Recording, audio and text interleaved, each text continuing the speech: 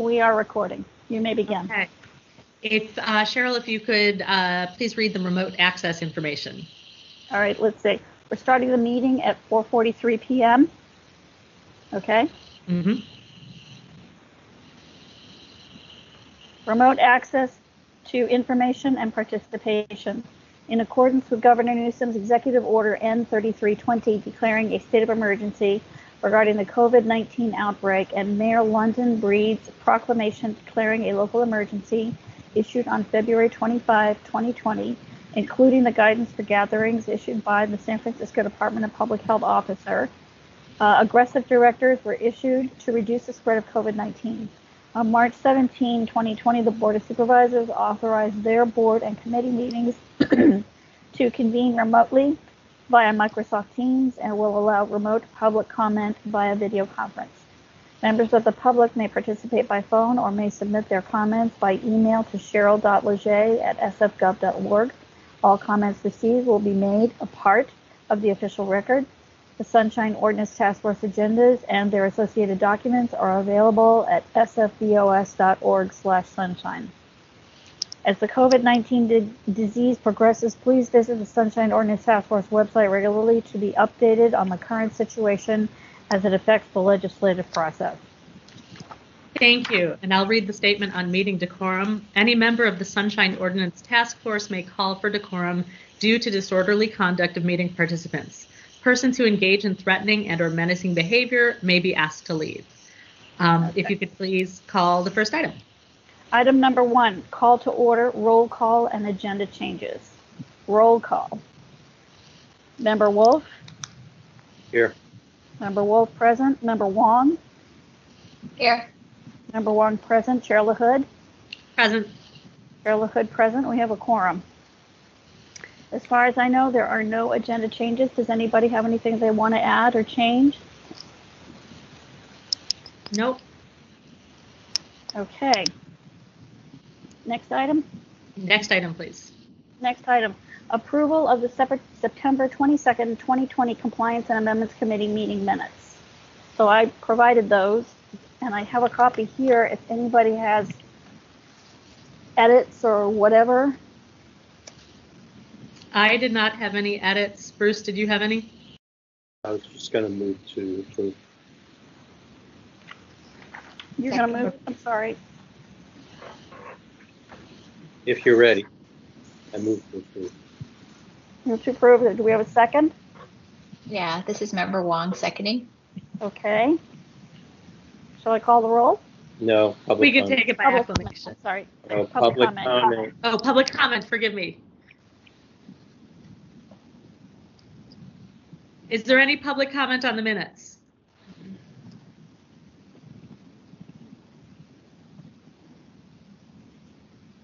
Seeing none, let's take approval of the minutes by acclamation. Item, please. Item number 3, public comment. Members of the public may address the committee on matters that are within the committee's jurisdiction, but not on today's agenda.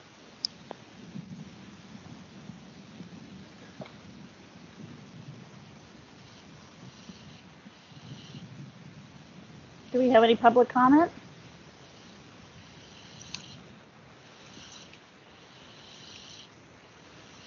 Seeing none? It doesn't sound like we have any. Hearing that there's no public comment, let's move on to the next item, please. Item number 4, inquiry regarding quorum under Charter Section 4.104. This item was provided by Mr. Winship Hillier, who is present today and available for comment. I brought this up, and we'll call on Mr. Hiller if we want some additional information. He presented it as just a general information issue to the task force. I decided that the Compliance and Amendments Committee should have a look-see into the issue in general. Mr. Hiller's issue is specific, so you can look at the issue that he brought forward. But I think we should have a general discussion about how to manage and handle these kind of items, and a recommendation should be made to the task force to take an official position on this type of activity. We should try to do those kinds of things because it makes it easier when not only complaints come up, but if you happen to be at a meeting or reviewing a meeting. I tend to like sit into some meetings, and if I notice sunshine issues, I'll mention it in public comment and say, you know, I'm here observing your meeting and I'm noticing that you're doing this, that, or the other thing. And they usually will get very flustered and sometimes stop the meeting and have a discussion about it. And, you know, there's, you know, quote unquote parliamentarian, whoever that may be, city attorney or secretary will chime in or what have you. So I just thought that this would be very interesting. I don't think it'll take that long, but I think it's worth the discussion. So just for those who may be listening who, if anyone has not read what this item is about, it's about what constitutes quorum for a policy body, or in particular for committees where there may be seats that are unfilled, where there are unfilled seats that need to have members appointed and that are not currently appointed. Do you determine quorum by the total number of seats or by the total number of appointed committee members? And Member Wolf, if you could talk about, this is something that we've had to deal with for the task force in particular. Yes. I'm trying to create this document so I can refresh my minutes.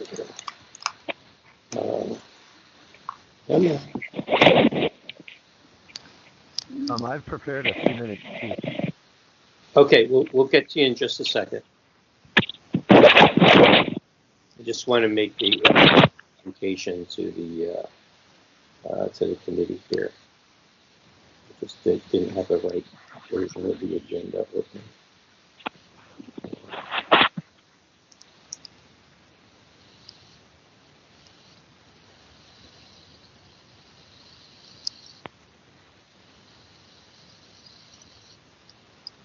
Okay.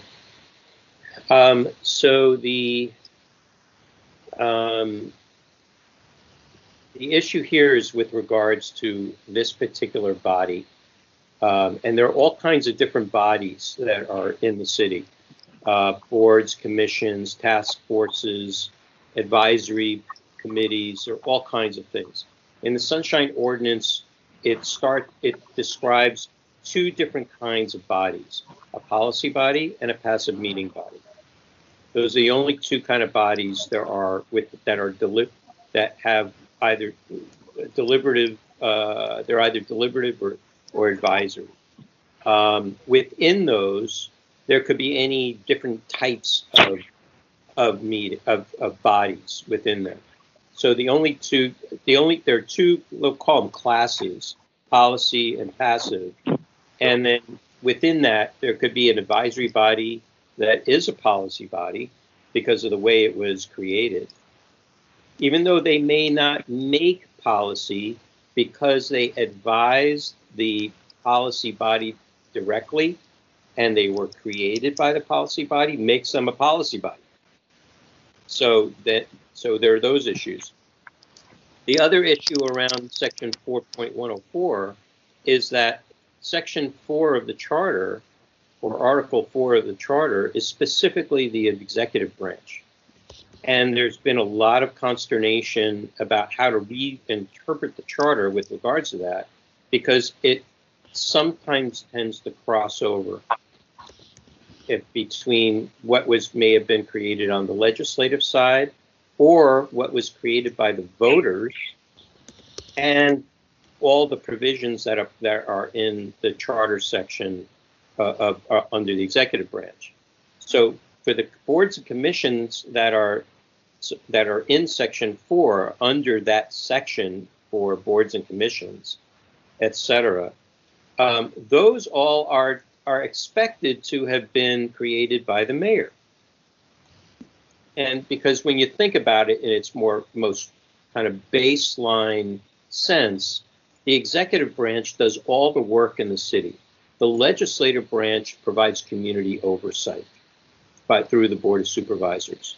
And so the Board of Supervisors, if it creates any kind of committees underneath it, then they all apply to the rules that are around sunshine that are applicable to the section of the charter that says legislative branch. You know, we have different branches of government for a reason in democracies. So, and they should not interfere with each other or be conflated with each other in that kind of way. So for the purposes of this section, and talking about what in Mr. Hiller's example here, is the question is the mental health board are they supposed to be compliant with section 4104? And if they aren't supposed to be compliant to section 104, then what are they supposed to be compliant to? In that sense. So for the purposes of his example here,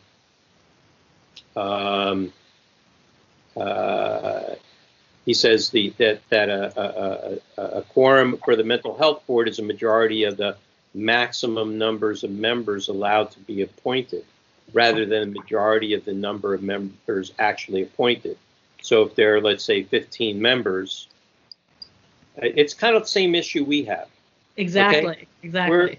We're 11 members. We're told that we have to have a majority of all seats, whether they're vacant or not. It's the seats is what counts, and so we have to have 6 members in order to approve anything officially.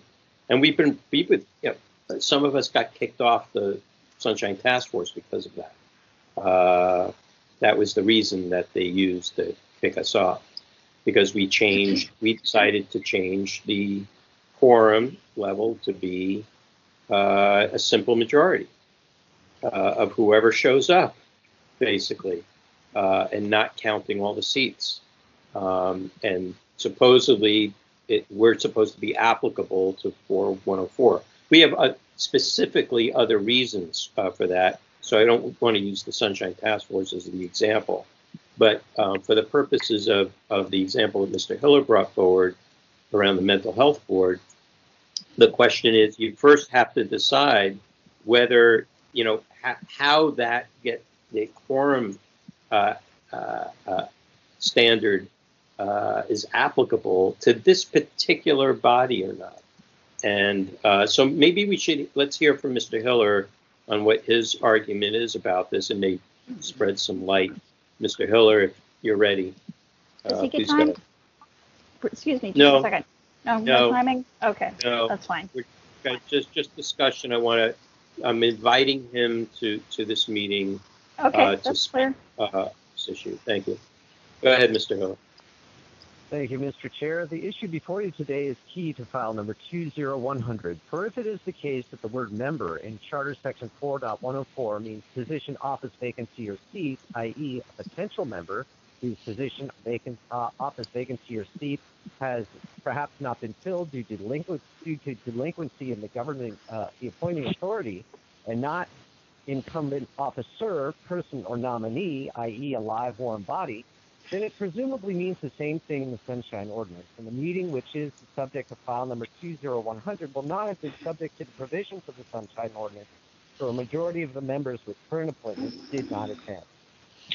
I say that there is no way that this task force can sustain its interpretation of the word member to mean position, office, vacancy, or seat. Such an interpretation would have to surmount 2 major obstacles. 1. Article 2, Chapter 4, Division 4 of Title 1 of the Government Code, Section 1770 et sequentia, dealing with vacancies on public bodies, makes a clear distinction, repeating that of common usage, between position, office, vacancy, or seat on the one hand, and incumbent officer, person, and nominee on the other. The words member or members also occur in this article, and 8 out of the 9 times that they do so, they unequivocally mean incumbent officer, person, and nominee. The remaining time in section 1774.3 reference is made to, quote, any body or entity having more than 1 member, end quote. Here it is strictly being used as the task force uses it. However, arguably, this usage is equivocal, for no stress is placed on the distinction, and under normal conditions, the position would not be vacant. The task force must then come up with some intrinsic or extrinsic evidence of why the word member in Charter Section 4.104 and the Sunshine Ordinance means other than it does in Government Code Section 1770 SC20F and common usage. And two, even if the task force provides such evidence, it would still face the insurmountable obstacle of the language of Proposition B passed by the voters in 2006. This proposition modified Charter Section 4.104B to include provision for parents to participate in meetings remotely. It makes reference to, quote, when the member is physically unable to attend in person due to the member's pregnancy, childbirth, or related condition, end quote.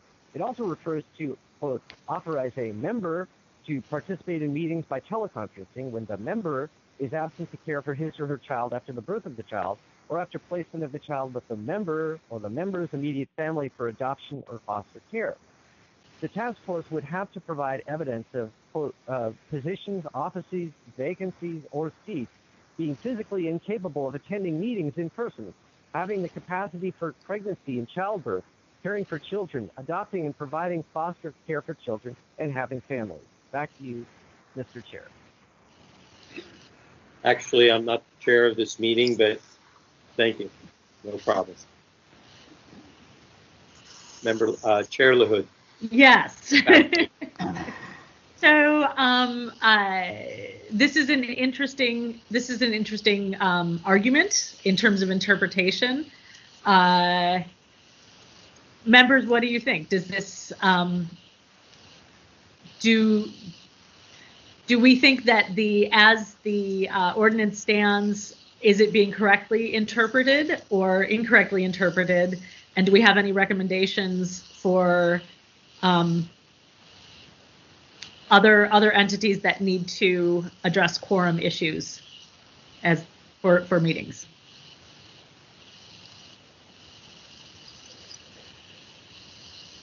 What are your thoughts? I'll chime in, but I think that we definitely need to review and research this to almost the nth degree. I think Mr. Hiller brings up some great points. I think it's a well thought out argument. Mr. Hiller, if you have what you just said in writing, that would be great with all the citations, because I don't quite see them all listed in your original letter. He brought some new points. Yeah. Right. I think that it's worthwhile to do that because it will be a real challenge. It will change a lot of things. Here's an interesting example I always use. Frequently we get asked to do presentations or trainings for certain bodies. And one such presentation was before the Code Review Board of the Planning Commission. And when I went and presented them with just to read the definitions of the Sunshine Ordinance of what a policy body is versus a passive meeting body, there were like 20 people in the room. Everybody took a paragraph. When they got to that particular point about the policy bodies, they stopped reading and started looking at each other because they realized that they weren't what they thought they were.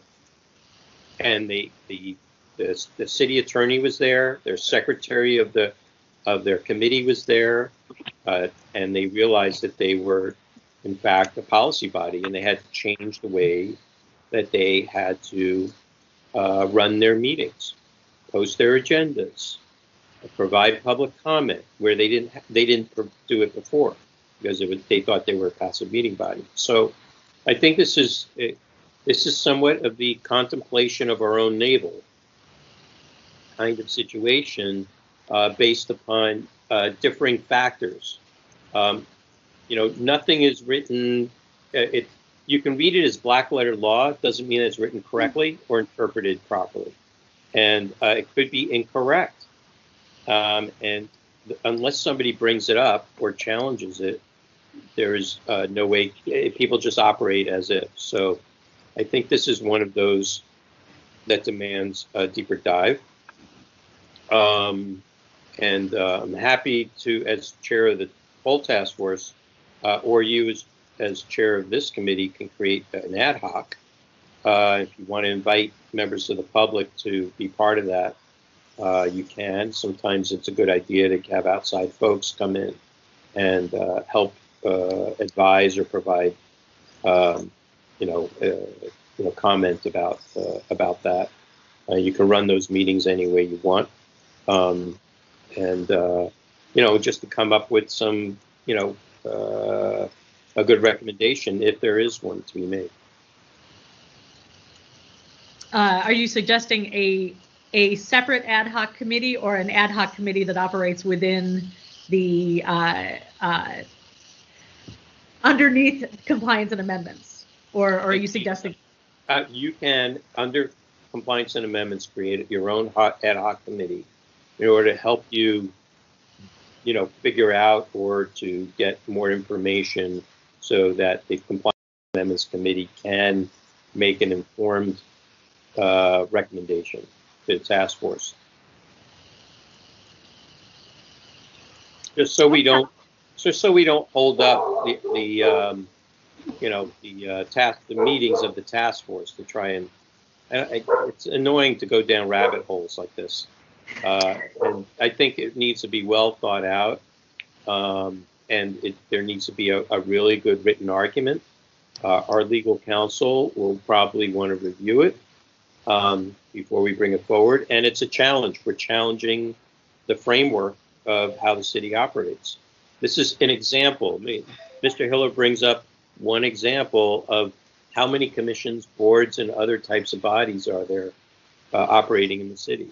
And there's, very little oversight over that. It's, our job is not necessarily to provide that oversight because we're on a complaint-based type of system. But we, given the resources of having enough members on the task force to somebody take up a project like this, sometimes we have to do it this way, with a little ad hoc committee, work group, or whatever you want to call it, to help out.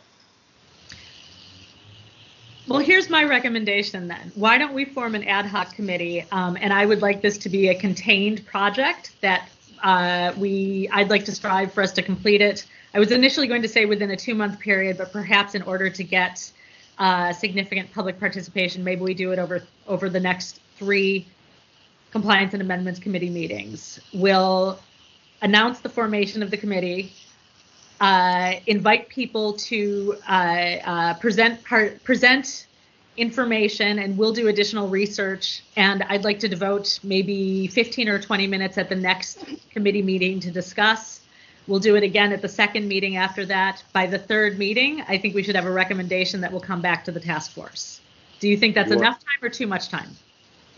So you want to wait till February to be able to present recommendations? I don't want to wait that long. If you think that by announcing it in this meeting and giving people time to submit information and participate in the next meeting, and then we could present, we could do it quickly. I mean, do you?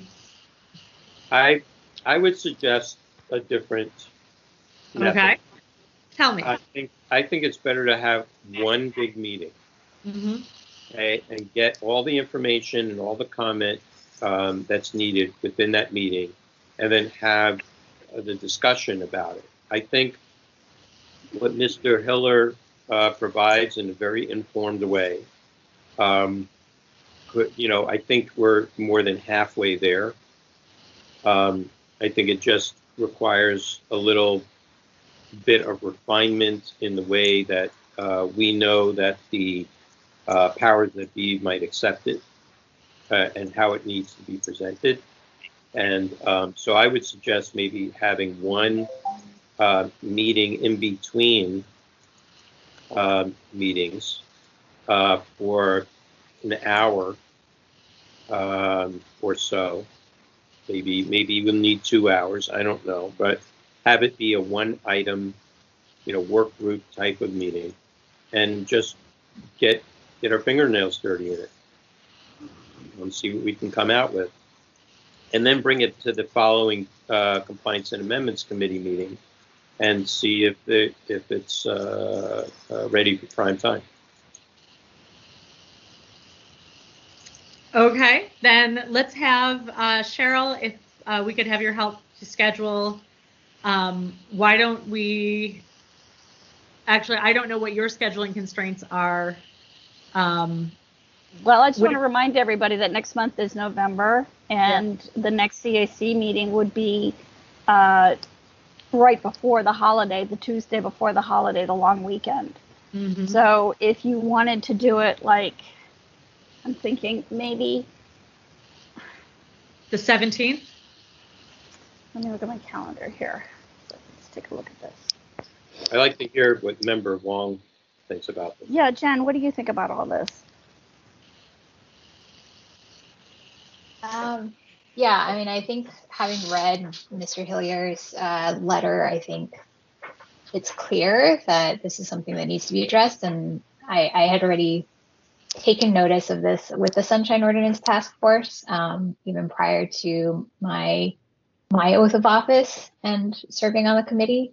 And it's something I notice now because we're still missing members. And I feel like, especially in this time period, it's something that we need to address because all of government is slowing down. And so how do we fill the seats of these committees in order to meet quorum as it's being interpreted by certain bodies right now?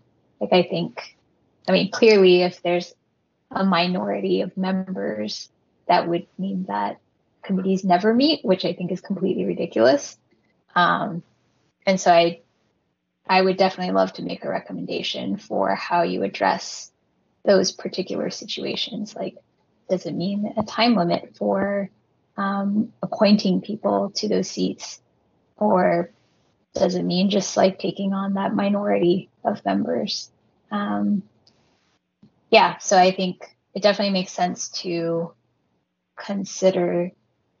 And in terms of time period, I guess if we were going to try to address it as soon as possible, we could announce the meeting at the full task force meeting, like the working group meeting at the full task force meeting, which would give people a couple weeks advance notice. I would want to.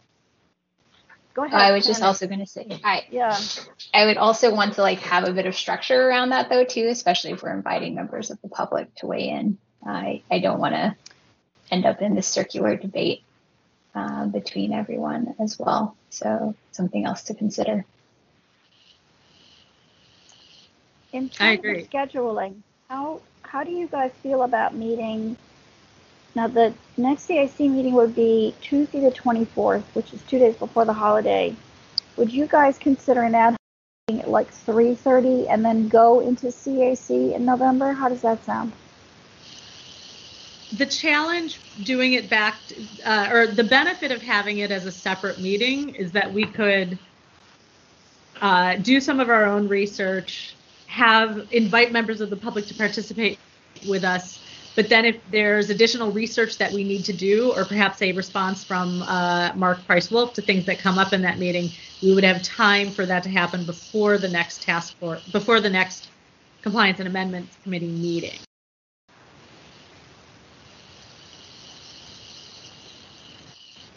I'm just thinking about when the general public expects everybody to meet. I mean, people who are interested in Sunshine are very aware of what our schedule is. I see what you're saying. Yeah, and Here's I would want them to think, oh, this makes sense, next CAC meeting or something. How about this? Is there a complaint committee meeting that's happening between now and then that we might be able to Piggyback? Meet a little bit before? Yeah, I'm not following this line of thinking. I'm sorry. I think it's just set the date. Mm-hmm. People who are interested in it, we post it on our website. And people who are interested, it will show up. I mean, we can invite people to come. I think there could be some invitations of people and experts, whatnot. But I don't want to take up another committee's time because we are backlogged. Oh, it was not a proposal to take up their time. It was if Cheryl was thinking that people expect meetings to happen on particular days, that we could hold a meeting ahead of that meeting, but not ahead of our own meeting. But how are they supposed to know that that meeting's even happening? It'd be the same difference. In which case, could we look at the 17th? Yeah, there is a complaint committee meeting scheduled for the 17th. I haven't done the agenda yet, but I just got the minutes out.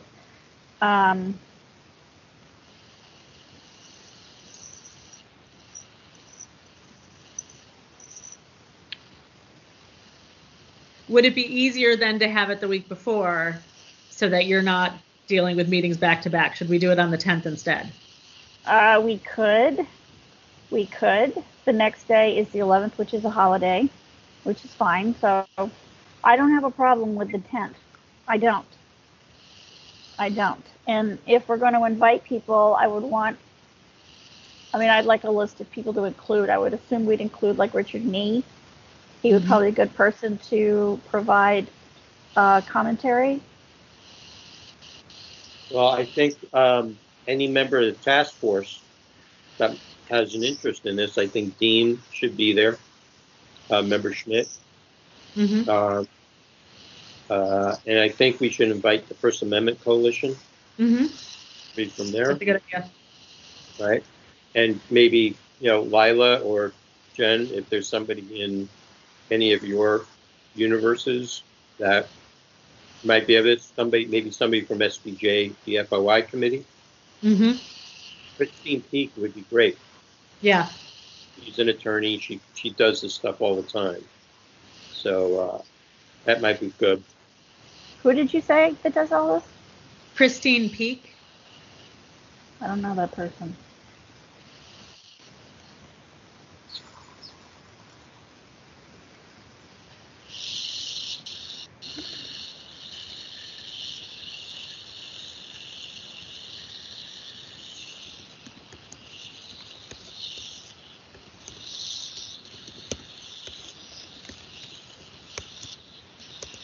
Okay. Members Wong and Wolf, does that date work for you? And I know that if we set a date and we invite people, everyone we want to attend might not be able to attend, but at least if we cast a wide net and try to get some representatives from these various spheres who we think will be able to contribute to this conversation, I think we could have a good meeting, and then we'll follow up at our own Compliance and Amendment Committee meeting toward the end of November. What time do we want to have this meeting? I'm happy to set it up. What time is the complaint committee meeting? They're at 5:30. Complaint. Oh, I thought we were talking about the 10th, not the 17th. The 10th of September. That's what we were talking about, Bruce, inviting. So if we do it on the 10th, it would not be on the same day. Right. And then why don't we do it at 4? If 4:30 works, how do you feel about 4:30, or do you prefer later? 4:30 is fine, if not 4 o'clock. I have a meeting at 6. Probably 4 o'clock then. What do you think, Lila? That's fine. Okay. 4 o'clock.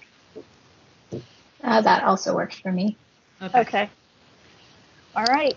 I will send out a note to you'll have to give me the list of people who are on the First Amendment Coalition. Bruce, I don't know them. I know of them, but I don't know them. We just need to send them a general request for attendance, and they'll send somebody. They're a big law firm, so they can, and the executive director used to be on the task force. David Schneider. But I'll get you the contact information. That'd be great. Thank you. Okay. Okay, so we're all set. September 10th at 4 p.m. for an hour or two. Right. And Mr. Hiller, does that work for you? Yeah, that works fine. I'll be Okay, there. great. I think it does, actually. I'm not quite sure. It's the 10th, November 10th at 4 p.m.? Yes, Okay, what day of the week is that? that's a Tuesday. It's Tuesday. 2 weeks from today. Okay. Yeah, provisionally, I don't have any conflicts, but, you know, the Mental Health Board, or the Behavioral Health Commission, as it's called, you know, puts its agendas out about a week in advance. And so we haven't gotten, they might schedule a meeting for that time, and then I would have a conflict. But I will still send you a written copy of my presentation. Yeah, Mr. Hillier, just send it to me, and I'll make sure it's part of the record. This is Cheryl Leger, the task force administrator. Gotcha. Will do. All right, great. Thank you very much, sir. It sounds like we have a plan for this, even though there's not a motion. Would it? I'd like to see if there are any members of the public who have any additional comment on this matter before we move on. Does that include me, Mr. Hillier? Mr. Hillier, I believe you've already had a chance to speak. I'd like to see if there's anyone else who would like to speak on this matter.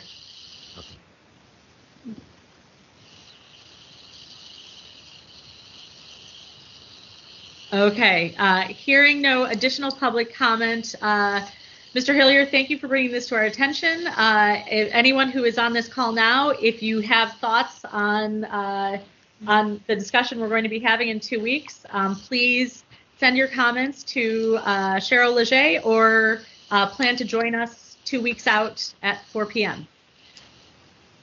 Let's move on to the next item. Thank you. All right, item number 5, file number 19114, complaint filed by Shane Andrews against Tyler Vu and the Public Defender's Office for violating Administrative Code Section 6724, 25, 26, 27, and 29 by failing to respond to an immediate disclosure request in a timely and or complete manner. I will also read the preamble that's below the description. On February 5th, 2020, the Sunshine Task Force found a violation of 6721B and referred the matter to the Compliance and Amendments Committee to determine if existing records that were withheld are public. August 25, the Compliance and Amendments Committee continued the matter to the call of the chair. On September 22nd, the Compliance and Amendments Committee requested that the respondent provide a privilege log to the petitioner of items requested, and that the committee arrange for a closed session to review the records in question to determine if the records are public.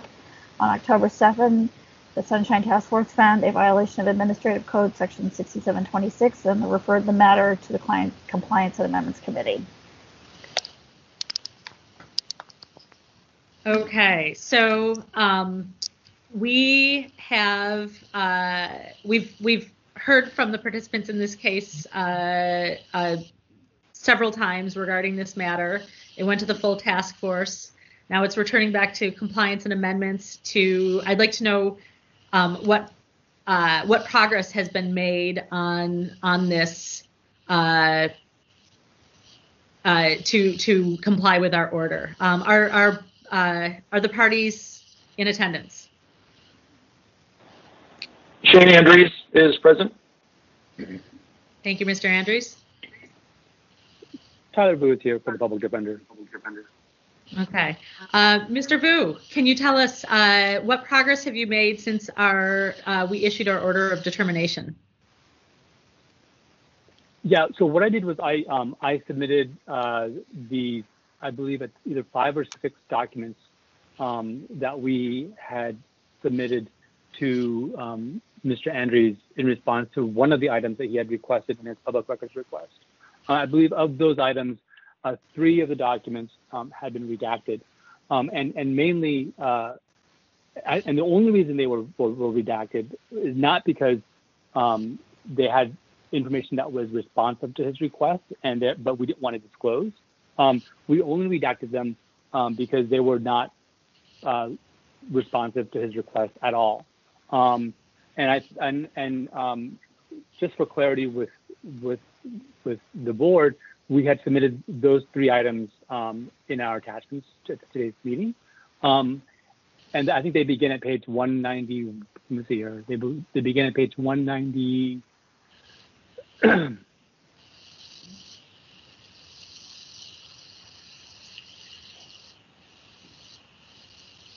Yeah, our documents begin at page 119. Mm-hmm. And so I think it's not numbered after 119, but towards the end, the very last three documents, that's the very last three documents before it hits page 120. So there's like a 119 and 120, and between those two page markers, I believe there are 5 or 6 documents. The very last three are the ones that have the redaction. Excuse me. And so as you can tell by the header of the emails, they were simply the topics to discuss at a meeting, and so basically they were just simply not responsive to Mr. Andrews' request, and so we redacted those items. Now, if our duty is that we have to disclose the whole thing, even though it's not responsive to what they're asking for, then obviously we will unredact them and provide Mr. Andrews with all the other items that were on the agenda for that meeting, not just the ones that were responsive to his request.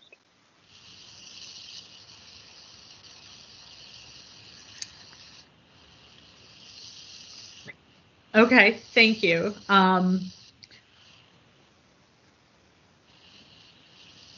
Mr. Andrews, at this point, have you received any additional documents? No, I have not. Okay. Task force members, I'm confused a little bit about this discussion of redacting information because it wasn't responsive to the request. It seems that if the document is responsive, the document should be provided, and the only things that should be redacted are things that need to be redacted for other reasons, not because they're not responsive. Well, is there a log for each of those redactions? I think that was part of the problem and why we issued our order, was that there was not a log explaining what those redactions were for. Okay. Well, originally we were looking for a privilege log of what documents there were at first, or whatever is being presented here. I think, Mr. Vu, my question is there a log for citing each of the redactions as required by the ordinance? No, because at this point, if we are, I am actually learning this process as I go along, and this was the very first time that we've ever had this kind of document request, records request, and so as we are doing this, apparently, it's become clear to me that I think what we are supposed to do is provide the entire document, regardless of whether or not the items that are contained within them are responsive to the request or not. If this especially is, I guess this is true of a meeting agenda, where if one item on the agenda is responsive to the request, the entire agenda has to be provided and unredacted. And so if that's the case, then that's what we are going to do, is that we will unredact these agenda items and just provide Mr. Andrews with everything. Well, let me ask you this. I mean, this agenda is for what type of meeting? That's a general manager's meeting. A general manager's meeting. Okay, let's tackle that a little bit right now, considering our previous item. What is this? Is this a policy body? Is this a passive meeting body? Or is it just a staff meeting? And the question is that particular type of meeting applicable to Sunshine? Whether or not the document has been provided or not, I think it's important also for that the ordinance be implemented properly. And if Mr. Vu is unfamiliar with that, I think it's equally incumbent, as we would do with a petitioner for any party, to assure that the ordinance is being implemented properly. So I think we need to consider that first. Mr. Vu, can you describe to me what this meeting is? Sure. So I think, Member Wolf, I think of the 3 documents that are redacted, so we provided several documents, and we only redacted, I think, 3 of them. Of the 3 documents, only one that isn't. I just want you to follow my lead here a little bit. Okay. Can you just describe for me what kind of meeting this is and who attends, how it got created, who formed it, who called for it? Sure. It is a weekly meeting between the public defender and the managers. Not weekly. It's on a cycle. Like, it used to be more frequent, and now it's less frequent. But it is a meeting between the public and the management of the office. And the management of the office. So these are all employees of the public defender. Yes. Okay. And are any other persons invited to it? No. Okay. And are we in agreement that the public defender is the department head? Yes. Okay. All right. So we only have 2 types of bodies that something like this would apply to. We have a passive meeting body and we have a policy body. For a passive meeting body, I'm going to read this out loud because I think, nobody may have the Sunshine Ordinance in front of them, but I think it's good to read it into a record so we can be clear about what this is. And it's in 67.3 of the Administrative Code. And looking at paragraph C. It starts with passive meeting body, quote unquote, shall mean 1, advisory committees created by the initiative of a member of a policy body, the mayor or department head. Mr. Vu, is that I'm going to cite these as if they are questions. Is this body something like that? An advisory committee created by the initiative of a member of a policy body, the mayor or department head. I'm sorry, Member Wolf, was that a question for me? Yes, it is. Okay. Can you repeat the question, please? Sure. Is this meeting an advisory committee created by the initiative of a member of a policy body, the mayor or department head?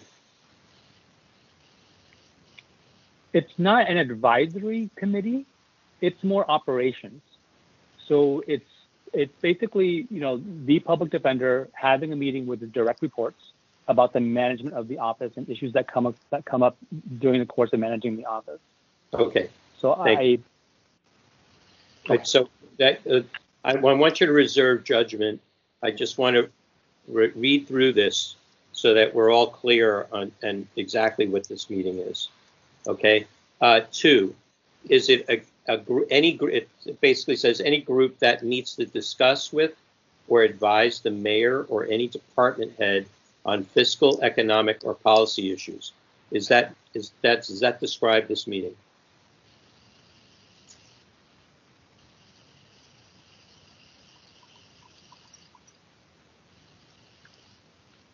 We have been known to discuss the office budget and progress with submitting our budget to the mayor's office, our yearly office budget.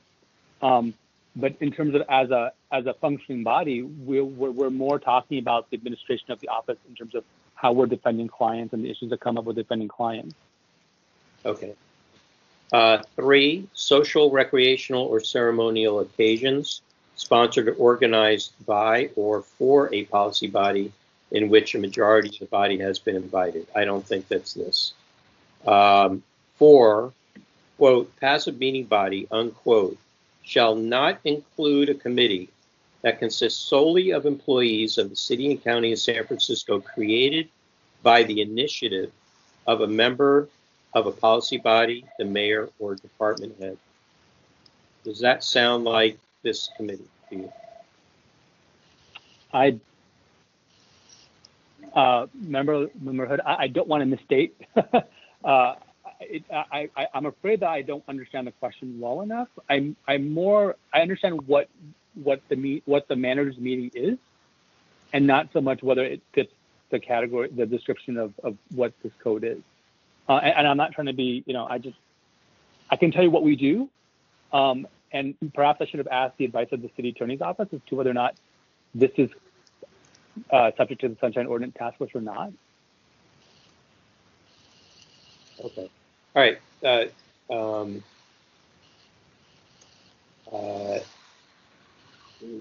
Members, I don't think I need to go much more. This is definitely not a policy body, because it's not the Board of Supervisors. This particular meeting or committee is not enumerated in the charter. It was not created by any other ordinance that I'm familiar with, unless somebody can point that out. It is not an advisory board, commission, or committee, or any other kind of body created by an initiative of a policy body, period on that one. It's not a standing committee of a policy body. The public defender is not a policy body. It's not a deliberative body. And it's not an advisory board, commission, or committee or council created by federal, state, or local grant, whose members are appointed by city officials, employees, or agents. So I don't see this meeting being a policy body. The question is it a passive meeting body? And if it is a passive meeting body, then I could say that the implementation of the ordinance applies. But if it is not a passive meeting body, then I'm not sure that whatever records the public defender wants to provide Mr. Andrus is applicable to the Sunshine Ordinance at that point. Because if it is a staff meeting, then no records are, according to the ordinance, are public with regards to staff meetings. Now, if this is an advisory committee that was created by the department head for the purposes of getting information, by the department, for the department head, then that's one thing. But it doesn't include a committee that consists solely of employees.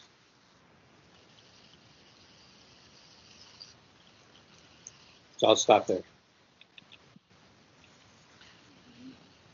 I guess one of the challenges here is that it is possible that it is not a passive meeting. It is typically not a passive meeting body, but does it become a passive meeting body if they are discussing policy issues? Yeah, it will be a passive meeting body if the way this reads is, to me, is any group that meets to discuss with or advise is actually a charge. That's the charge of that particular group, okay? The question is that the charge of this particular group is to advise on fiscal issues, economic issues, or policy issues, okay?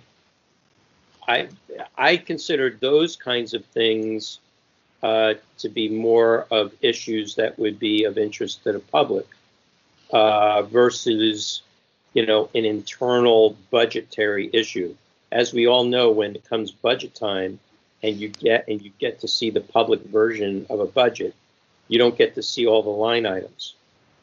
Each line item that's in a budget that is presented to the Board of Supervisors is a kind of a broad macro, kind of aggregate for that particular function, which may consist of many staff, many supplies, many services that are hired or contracted with for that particular item. The Board of Supervisors is not necessarily, it's not required to provide the Board of Supervisors with a granular line item budget. It's not, and that's the way it's always been. So based on that precedent, I wouldn't consider an internal budget meeting to be a passive meeting body, because it's not a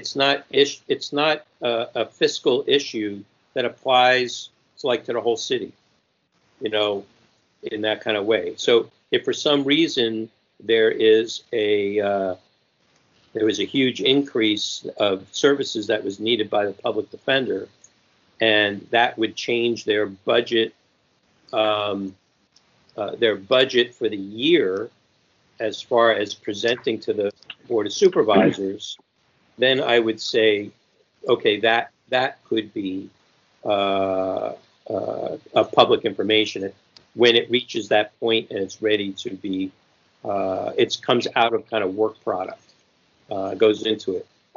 I'm a little on the fence here about that fiscal economic policy issues. I'm willing to be convinced otherwise. But I tend to hold that those issues are really based on a very broad macro level and not on a micro level, based upon the precedent of how budgets are presented to the public. You ask any department for their internal budget, they'll deny it. I'll just say be plain as day as that. If they do provide it, you're lucky. But the controller won't even provide it.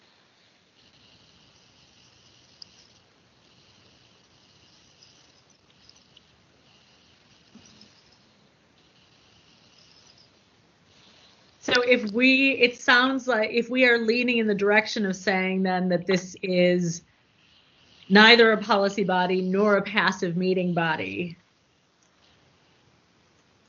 Then it's not, and Sunshine is not applicable to it. Okay. And so then my original assertion that where's the list of citations or footnotes that would tell us that. Actions, right. Yes. So if it's a passive meeting body, then it's applicable under Sunshine. If it's not a passive meeting body, it's not applicable. It's an internal document that is specifically for and for the purposes of a staff meeting. I mean, if it doesn't reach the point of number 4, C4, okay, then you have to say, well, then is it a policy body? Well, a committee that consists solely of employees that was created by a department head is not a policy body. And so that is where the challenge becomes between number 2 and number 4. It says any group that meets to discuss or advise with the mayor. But if it's a group of solely employees, then it's not a passive meeting body. So it's not applicable from the jump. It's all contained in the same paragraph. It's not kind of in sequence or in sequitur. If it was described ahead of time, that it then applies to other sections below it. This is all contained within the same sub paragraph. So my thing is that these are the different provisions that cover as much as possible the gamut of what a passive meeting body might be. So getting back to what we're hoping to achieve here today, we are still seeking from Mr. Vu citations for the redactions. We need to know why these various items were redacted in the documents that were provided? Only if they're public documents. And we have to, it's up to us to determine whether they are public documents or not. Though that particular, because we've not seen any other documents before, okay? And this particular document is not necessarily, you know, it wasn't specified in a list. This is part of the documents that we've not known about. So now that document is here and we see it, it's like, well, maybe this document is not public. Well, that's it was our job provided before, but we didn't know what it was because there were no citations. That's right. Well, there was no listing. There's no site. It wasn't a matter of citations. We didn't know what documents existed because the public defender wouldn't necessarily provide it to Mr. Andrus, and we didn't have a list. We were looking for a list of documents that could be provided, and that was something that in our last task force meeting we were, or was it CAC meeting, that we were looking for. Okay, that was the whole purpose. One of the purposes of the closed session that we did not have. So here, Mr. Vu is now beginning to release some of those documents. Now we actually see one. But it's up to us to determine whether it's public or not. Now, if the public defender wants to release that document the way it is, and Mr. Andrus's argument is, you know, where are the citations, you know, and I've got a redacted document, you know, where are the citations for each of those? I think we're catching that at the pass here because they're being presented here, I think, for the first time. I have to ask, is this actually a public document? And if it's not a public document, I don't want to see it. I don't want to know about it.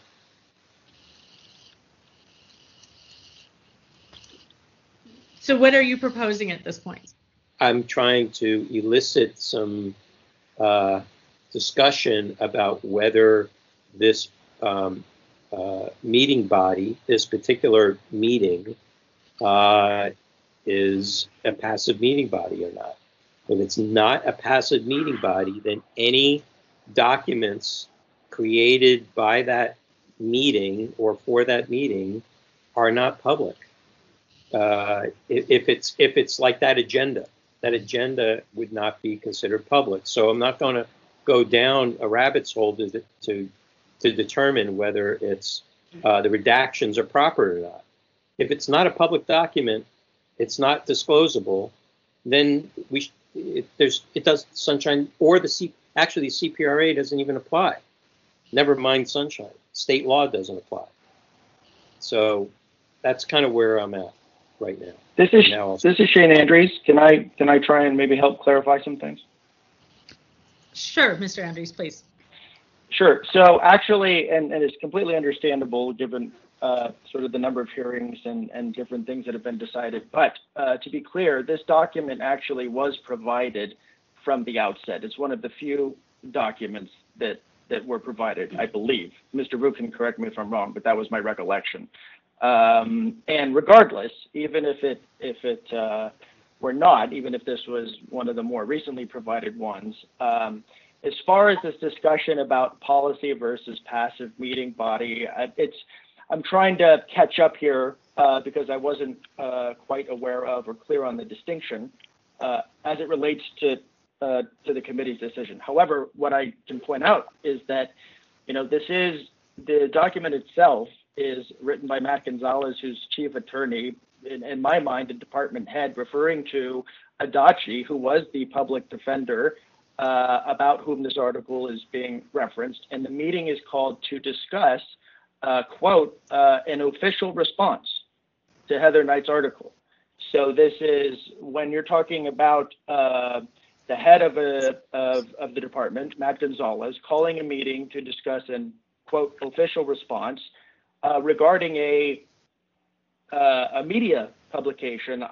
In my mind, I think that's, at least for our purposes, more than sufficiently clear that it is in fact a meeting called to address a matter of public concern, and that the information discussed is responsive, because although I certainly can understand the comparison to a budget meeting or some sort of operational internal meeting that's just a typical staff meeting, I agree that that wouldn't, seem to fit the definition of what would be a public document in the first place.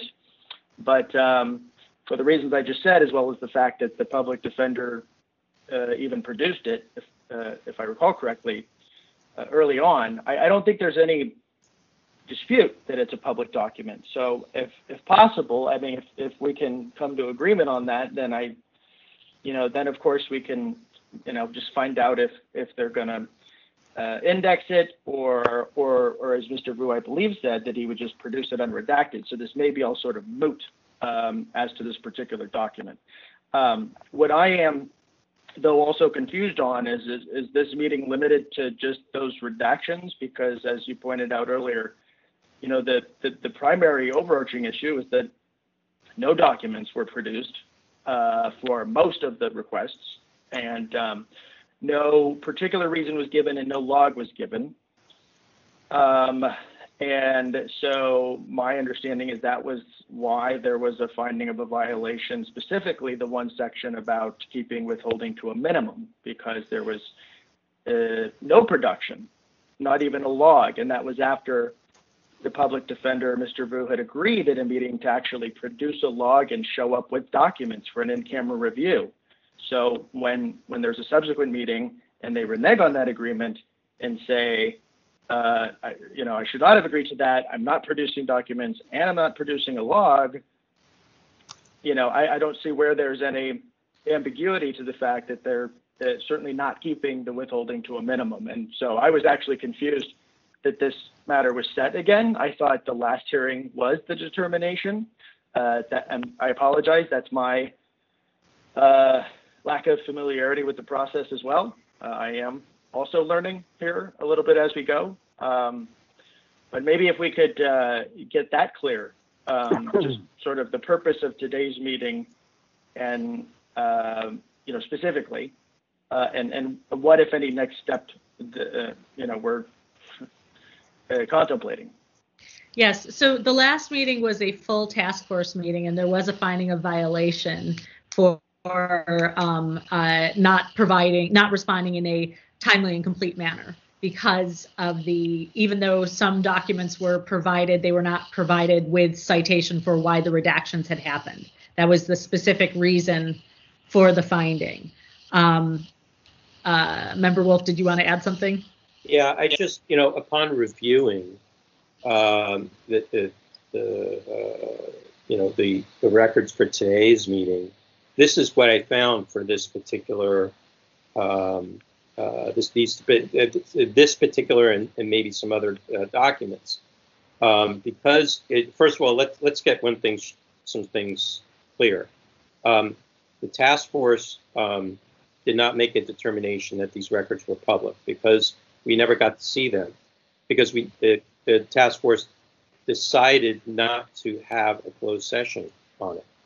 And so during when the hearing was held on this, the determinations were based not on that. They were based upon whether any records were being produced or not, responsive or otherwise. I think we lost Member Wong here. Yeah. These documents were previously provided, and that's why, yes, the small number. Yeah. I understand that, but I don't think the task force necessarily came to a conclusion as to whether all the documents are public or not. Correct. And that's when I'm questioning that here, because there may be some documents of the requested list that are public, and there may be others that are not. And if we're going to start going through them one by one as they're being presented, then I'm going to look at that document and I'm going to say, oh, there's a bunch of redactions. And then I'm going to look at it and I'm going to say, well, wait a minute, is this document actually disclosable to the public? Now, if that's why I said in the beginning of my very long statement about this is if a requester is provided documents that are normally or regularly held as internal documents and not publicly disclosable under the CPRA or the Sunshine Ordinance, then the requester is just lucky to be able to get them, redacted or otherwise. If they want to know what the redactions are and the respondent knows that they are not public documents, but they are providing them anyway with redactions and resists or declines to provide reasons for the redactions, the requester can certainly file a complaint with us.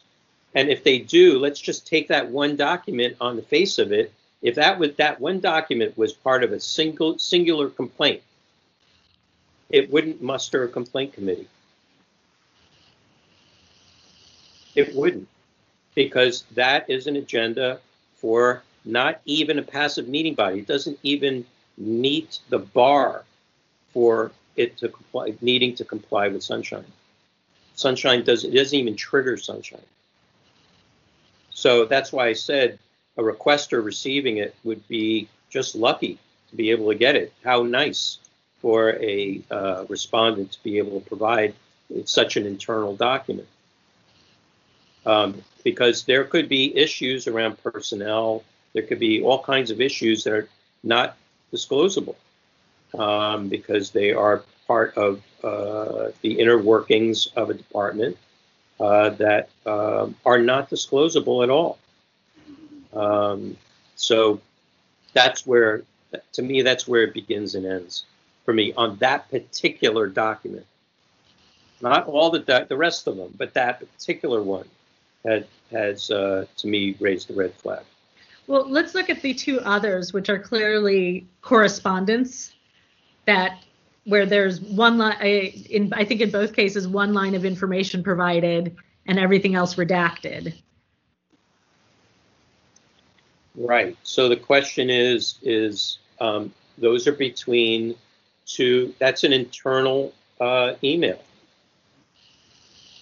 The question again, so that's a different question because it has nothing to do with an agenda for a meeting.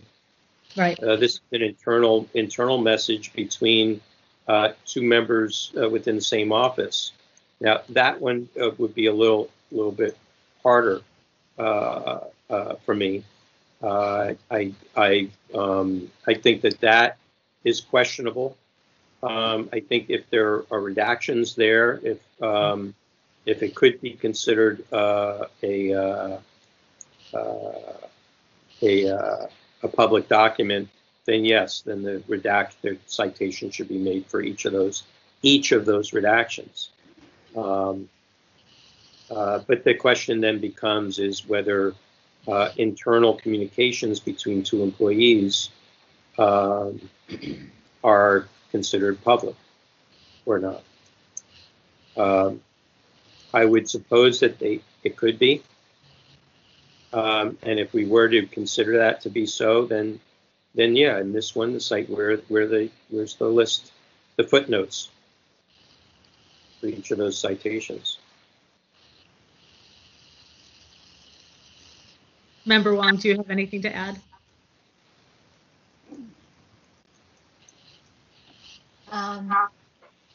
Nothing in specific. I mean, I guess I'm curious, like how do we make the determination if we can't see the full document, you know?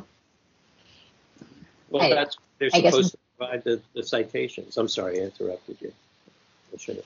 Oh no, that's okay. Yeah, I mean, I guess if that's the case, that was essentially the violation that we found, which is that we haven't received the citations, we haven't received a list of documents that could apply under Sunshine. And so how do we move forward in getting that information so we can actually make a determination when we were supposed to get it at the last Sunshine Ordinance, like the full task force meeting?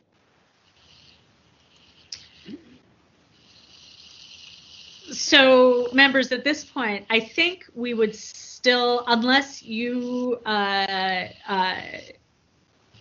feel comfortable making a statement that these, it sounds like there might be some agreement that the agenda is possibly not a public document. We're not sure about the other two items.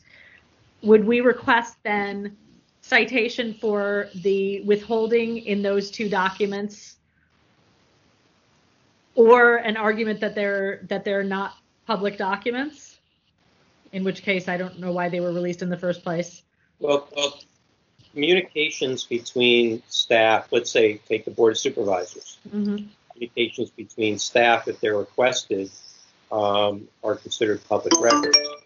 You know, the public defender has argued that the work that is outside of general managerial is protected.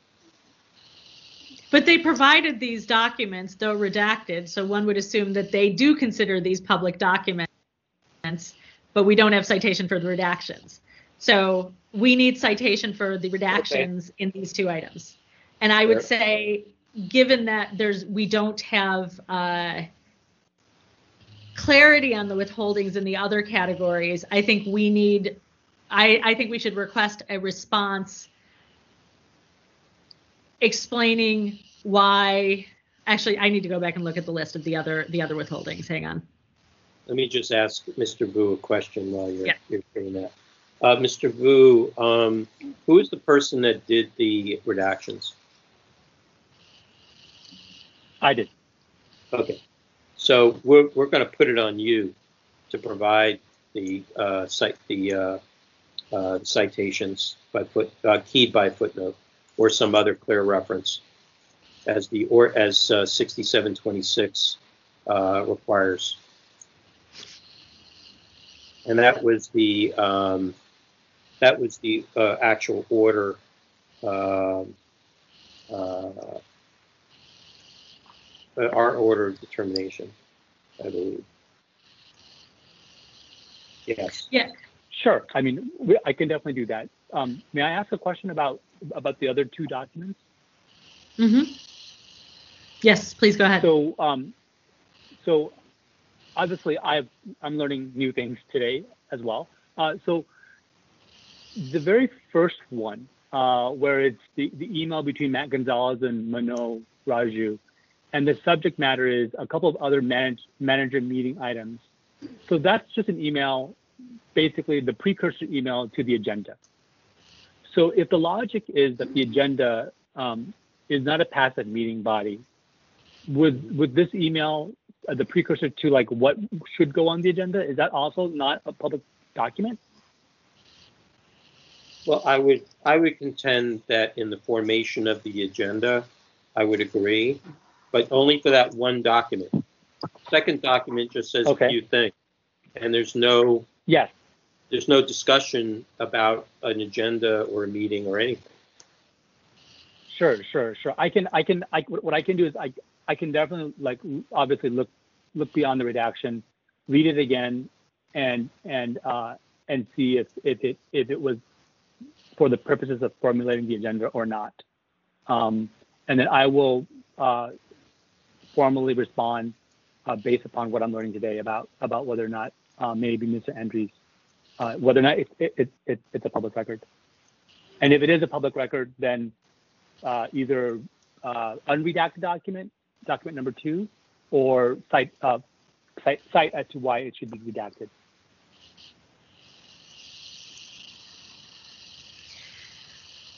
And then with regards to the other documents that have not been provided, because of the limitations of the task force and the fact that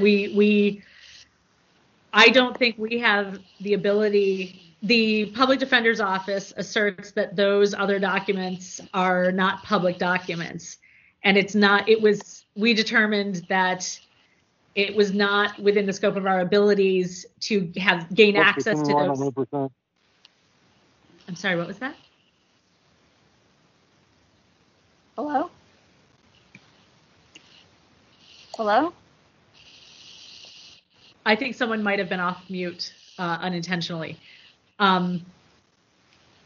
Because we are not able to determine with certainty whether the other documents that have been withheld, we're told that they are not public documents. We are not able to verify that independently, and we don't really have a mechanism for that. I don't know that we can go any further into the inquiry on those documents. Members, do we have any additional thoughts or comments on that? Yeah, I think that's well summarized. Okay.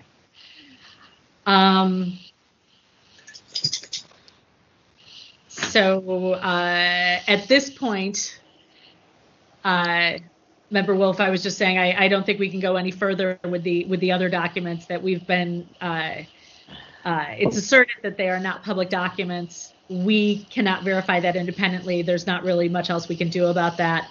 I think the only ones we can address are these three. At this point, it looks like we're saying that the one is probably not a public document, and we are requesting then citation either for the other two documents to be presented unredacted or provided with citation for why they are redacted. Well, the agenda for tomorrow, that one.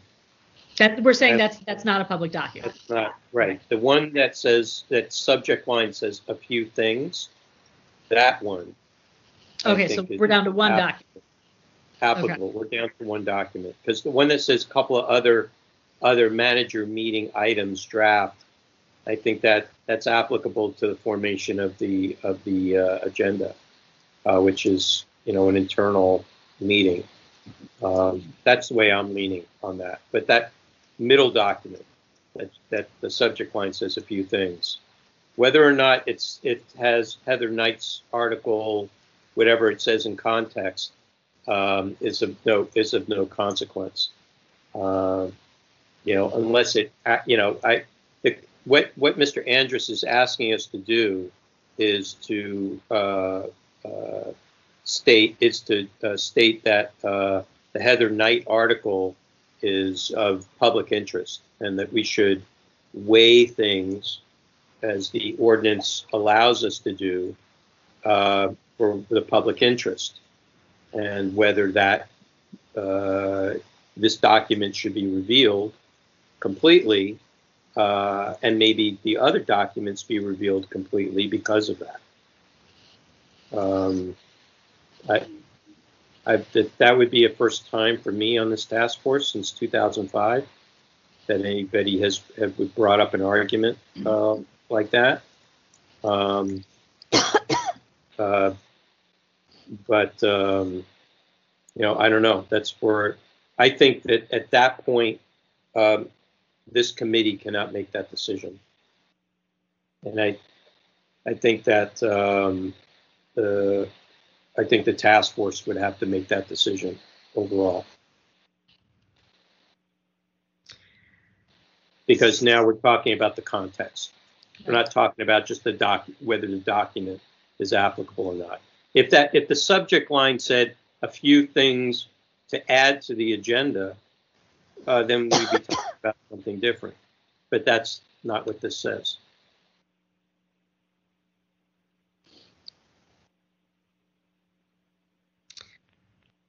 So, to be clear, we are now talking about one document, a few things. Do we, at this point, do we need another motion, or because this is compliance, are we just asking Mr. Vu to provide this? Yeah, it's just compliance. This is the compelling part. The task force has already made a ruling. Yep. We get to implement the part that says the task force has the authority to compel documents to be produced. So, Mr. Vu, we'd like to ask you to provide, and I don't want this to wait until our next meeting, but as soon as possible, to provide to Mr. Andres and to us either to unredact the March 2019 email subject a few things, either unredact it and provide it to Mr. Andrews and to the task force, or we need citations for why this email has been redacted. Yes, I can do that by the end of the week. I'm sorry, I couldn't hear the response. Oh, yes, I can do that by the end of the week. Okay, you can do that by the end of the week. Yes, is that okay, or do you need it sooner than that? That sounds sufficient. Mr. Andrews, do you have any comment to offer on this? No, that's fine. I do have two follow-up questions. Sure. One is, one of the alleged violations was of the section 67.29 index to records. And at one point, I know that Mr. Vu had been offering or suggesting that he would create, or that he was working on some sort of spreadsheet, Excel spreadsheet of the categories of documents they have. And so my question with respect to that section is that something that this committee can also include as part of its order compelling compliance? Because, well, one, it's, unless somebody can correct me, I think that's a straightforward requirement that has not been provided or addressed. And then I think it would also help to the extent we're asking questions about where certain things that have been produced fit in terms of the department's internal workings. And if there was a broader listing index of records that are maintained, then, theoretically we would be able to say, okay, this falls, under one of these categories, and therefore either is or is not, in fact, a public record, to sort of get to that issue. So that was one question. Well, hold on. Before you get to the second question, I don't think that the task force found a violation of 6729. Well, and that's part of my question. It's hard to. I'm still unclear exactly what it found a violation of. There was a lot of back and forth about not having the information that was necessary, whether privilege logs were something that the task force could order, and it went. At one point there was discussion about simply, making no findings before, there was a decision to not do that. And so the reason I'm saying all of this is because we've now been discussing what a public record is, but the ordinance says if it's not a public record, you don't have to produce it. And that's fine, right? And that goes to your point earlier about, hey, if this isn't even a public record, we don't need to worry about redactions. But we've also spent a great deal of time on their assertion of a privilege of some sort, whether it's attorney-client or work product under the Coronado case. That is not a public records issue. That is a assertion of privilege issue, and they have produced no documents. And the ordinance says you can't do that. You can't withhold an entire document. You have to redact what is not otherwise somehow exempt from production based on citing as, statutory or case law privilege, which we all know they did, Coronado, again and again. But when the task force said, okay, they did not comply, and the section cited was the section that says, you may not unreasonably withhold documents. My takeaway, and this is where you can help clarify me, but if the fact that there was no production of records whatsoever, and a large, and most of the argument was based on the assertion of a privilege, not that the record was not public, right? There was a different assertions. Then shouldn't there have been some production with redactions or an index of what was being withheld, either of the type we're discussing now, right, in the context of redactions, or, and that's why I'm referring to section 67.29 index of records, couldn't at the very least they identify with such an index what categories of documents are being withheld, not under the public record not because they're saying it's not a public record, but because they're saying it's somehow privileged or whatever, attorney-client, or in their private right as representing individuals. Because I don't understand. I'm trying to understand, like I said, because this is my first time too. What is the decision at the end? What am I to say to someone who asks, so what happened with that process when you were trying to get these records?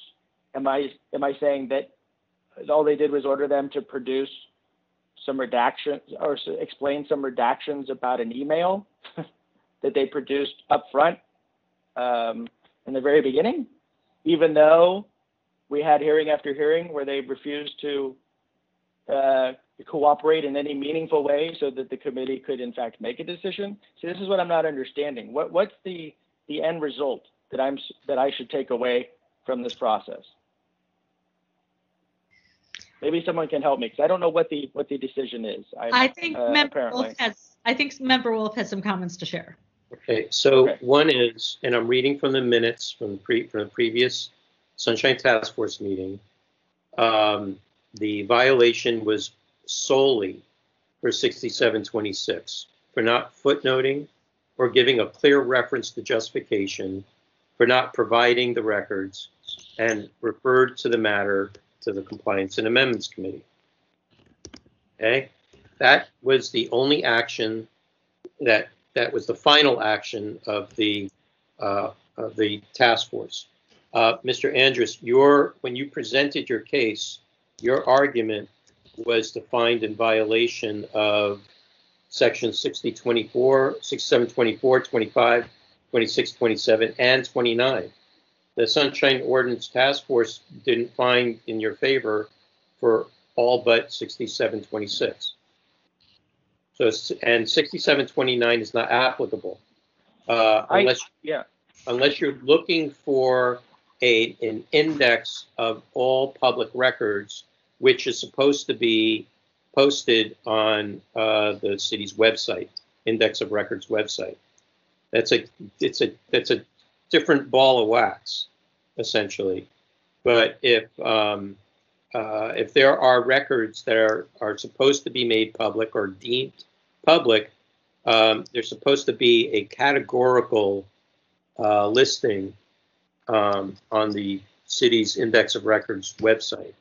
That's what that's for. That's not for creating an index of records for a particular request.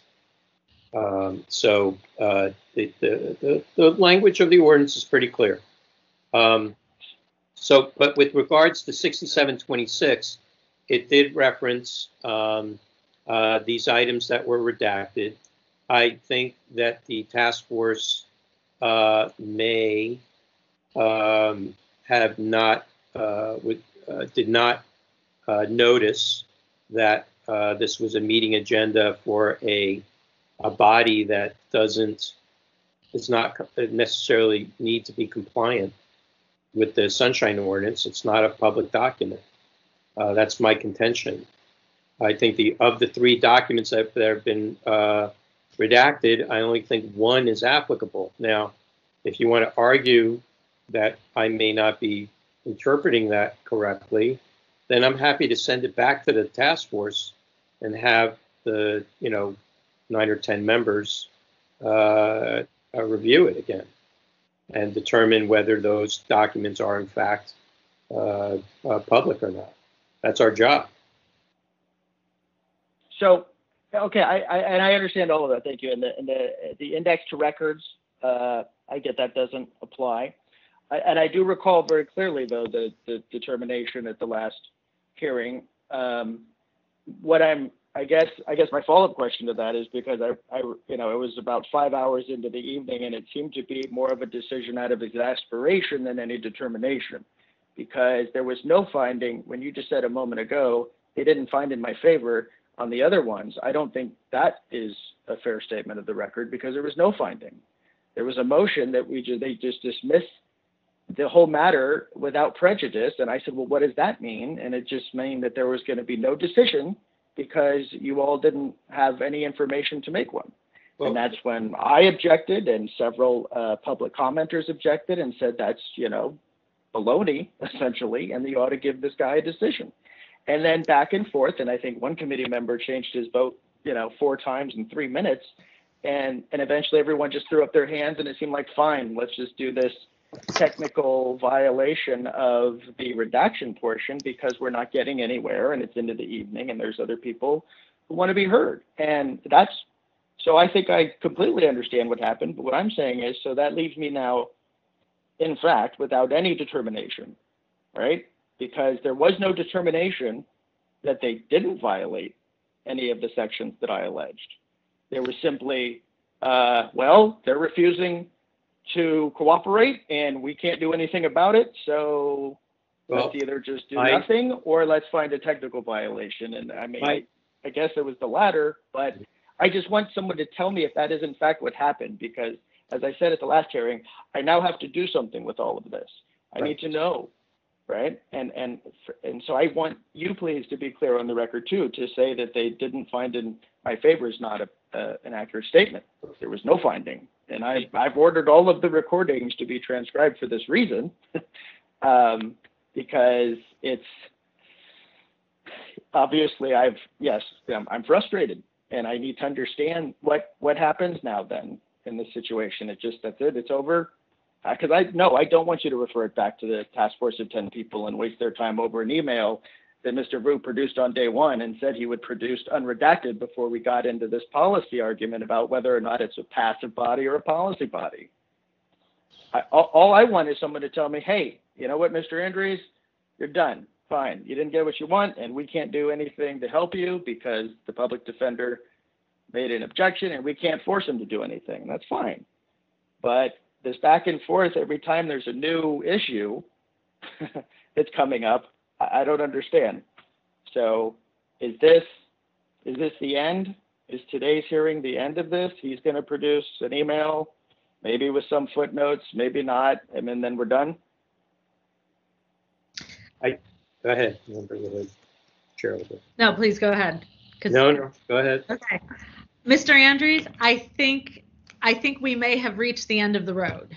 I think that all we can compel at this point is either the unredacted email or an explanation of the redactions. Unfortunately, because of the limitations of what the task force is able to compel in terms, we cannot do any further investigation into whether the other documents that have been withheld should in fact be considered public records. The Public Defender's Office asserts that they are not, and in fact in that original record they don't say they're public records but we're withholding them. They say these are not public records, and that's why we are not releasing them. And there's not much more that we can do at this point.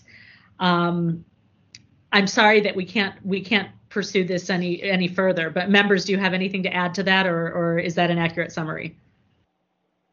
I'll just be very honest. I think this should go before a court. I think this is really stretching the ability of the task force to be able to interpret properly Coronado in its full extent. And we can only really look at whether documents are actually public or not, and when there is a question and the task force gets stymied on something like that, they will come up with either no decision or they cannot contest it, or they will just vote against it. And then it goes to the next place.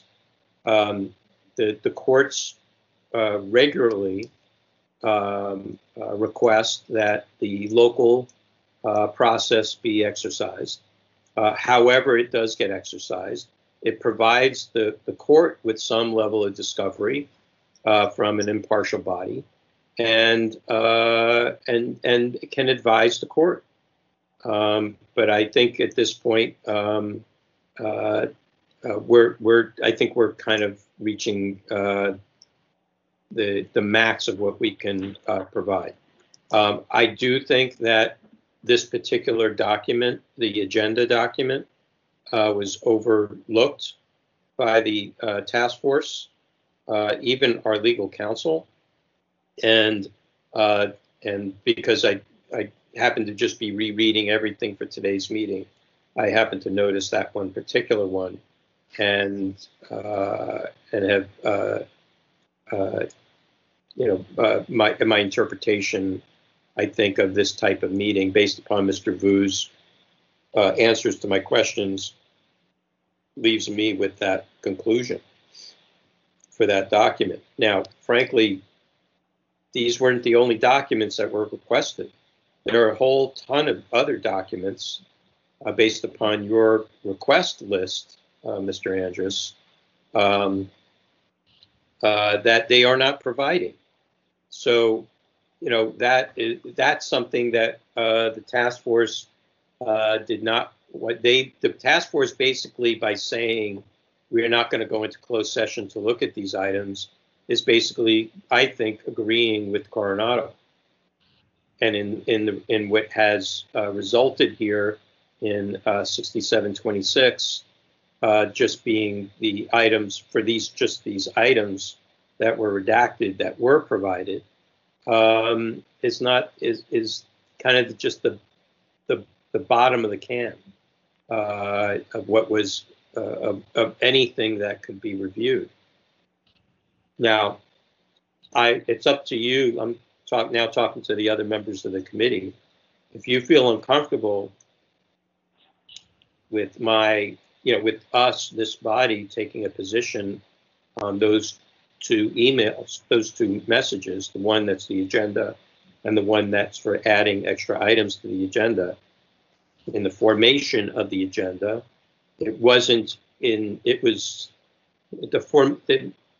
for me, discussions about the formation of the agenda and actually producing the collection of items that were being discussed for the agenda is all part and parcel of the same thing. Whether one came before the other. I mean, it's once you create an agenda, you're not supposed to have any discussion thereafter. It's what the agenda is for. Have a meeting, discuss the items on the agenda. So, I really only would be looking at that one item that is independent, it appears to be independent of it. If you feel differently about my interpretation, then I would suggest send it back up to the task force just for those two items, and then let Mr. Andrus be on his way with all the other items. I mean, honestly, I actually think we have more clarity on these three items than on anything else. The one thing I would add is what you said about us voting not to go in closed session being approval of Coronado. I don't actually see it that way. I see the task force decision not to go into closed session was concern that we were stretching beyond what was appropriate for the task force to do. And I know that could open a whole nother can of worms and go in a much different direction, but I would not overinterpret what the task force members voting against going into closed session meant.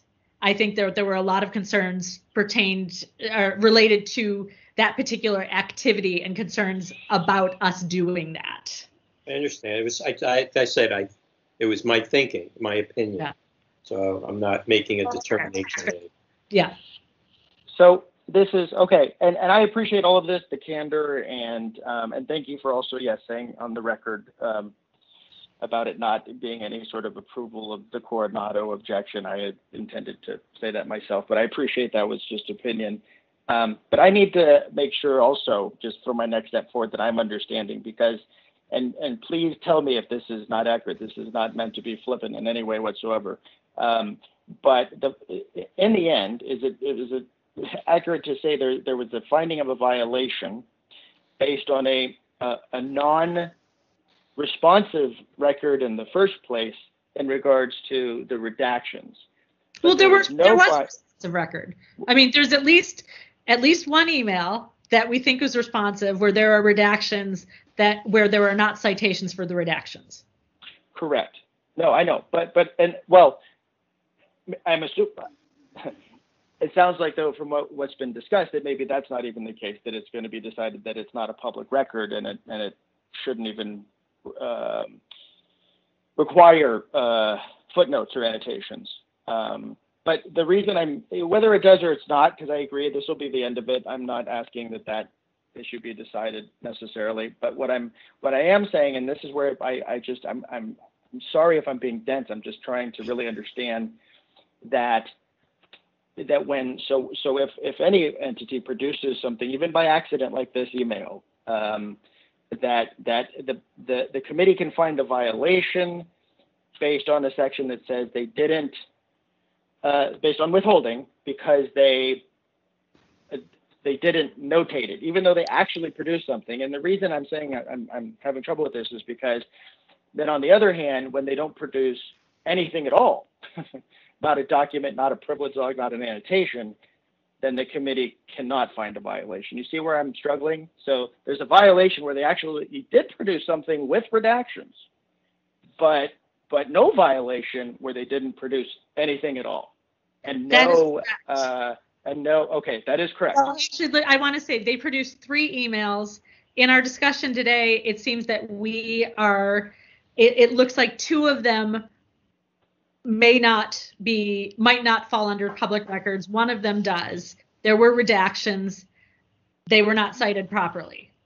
As far as the other documents, it's the assertion of the Public Defender's Office that those are not public documents. We do not have any way of independently verifying that, other than just taking their word for it that they're not public documents. And those are the limitations of our abilities, of what the task force is permitted to do. Can I interject here for a second? Yes, Member Wilk. I just want to say, and this is for everyone, the determination of the task force was to find a violation on withholding of these redactions. I believe it was an oversight of the task force on 2 of those documents, because they are, I believe that they are not public records. But on the one that is, Mr. Vu was ordered to provide the citations for today's meeting and has not done that. Okay. And I'm a little annoyed by that, Mr. Vu, because the meeting was 2 weeks ago, 3 weeks ago, almost actually 4 weeks ago. And you didn't come prepared with the finding of the task force. Can you respond to that, please? I mean, first of all, I'm sorry. That wasn't my intention to not respond. I think the reason why I didn't respond was mainly because, I just knew that there was something that wasn't right about the items that I had redacted, in terms of whether I had to redact them at all. And I think, if anything, my caution and just my desire to ask the task force, for using them as reference, turned out to be correct, in the sense that had I went ahead and unredacted the documents, I would have disclosed more than what is required of my department by law. And so mainly, so as part of my apology, it really is just, my learning Sunshine Ordinance public records law for the first time. And that is the only reason why I didn't do more. Okay, so just the point here I'm making is those arguments should have been made at the task force hearing for those particular items. Now, I'll split it with you, because I feel that the task force, all of us at the time, oversaw those particular points, which is why I'm willing to, if Mr. Andrus objects, to send it back to the task force for due diligence. Now, everybody might be tired of rehashing this over and over again, but the task force does like to assure the public and the city family, to everyone, that we're doing due diligence properly and trying to do right by the, not just the ordinance, but to the public that request these documents, and that they're being interpreted properly, so you don't have to go to court unless you want to. So I'm going to stop there, and because otherwise I don't think there's much more to be said at this point.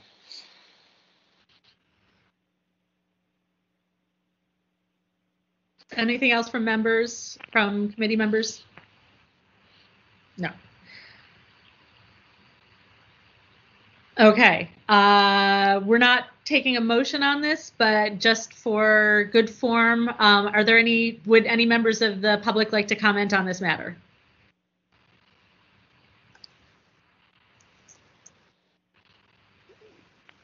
Am I on mute? We can hear you now. Oh, okay. Hold on 1 second. Hold on before you start, Cheryl. Let's give three minutes. Go ahead. Are you anonymous, miss? Yes. Yes. Please go ahead. Keep going. Okay.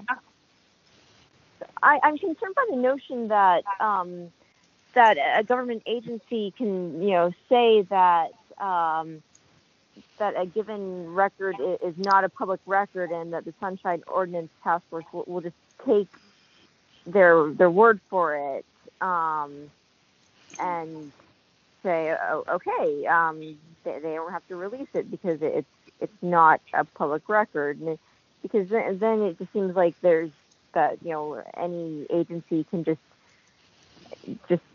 start to claim that any record is not a public record. So it seems like that there needs to be some sort of I guess some sort of real criteria for why something counts as not as a public record, because that seems like it could lead to quite a bit of abuse. And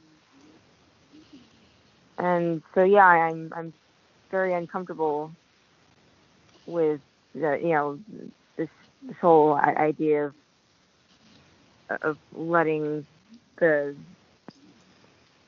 public defender's office, nilly-willy claim that anything's a public record. And I do agree that that there is reason to believe that some of these records mentioned do have relevance to the general public, such as those relating to the Jeff Adachi article. And I guess that's more or less the gist of my comment. Thank you.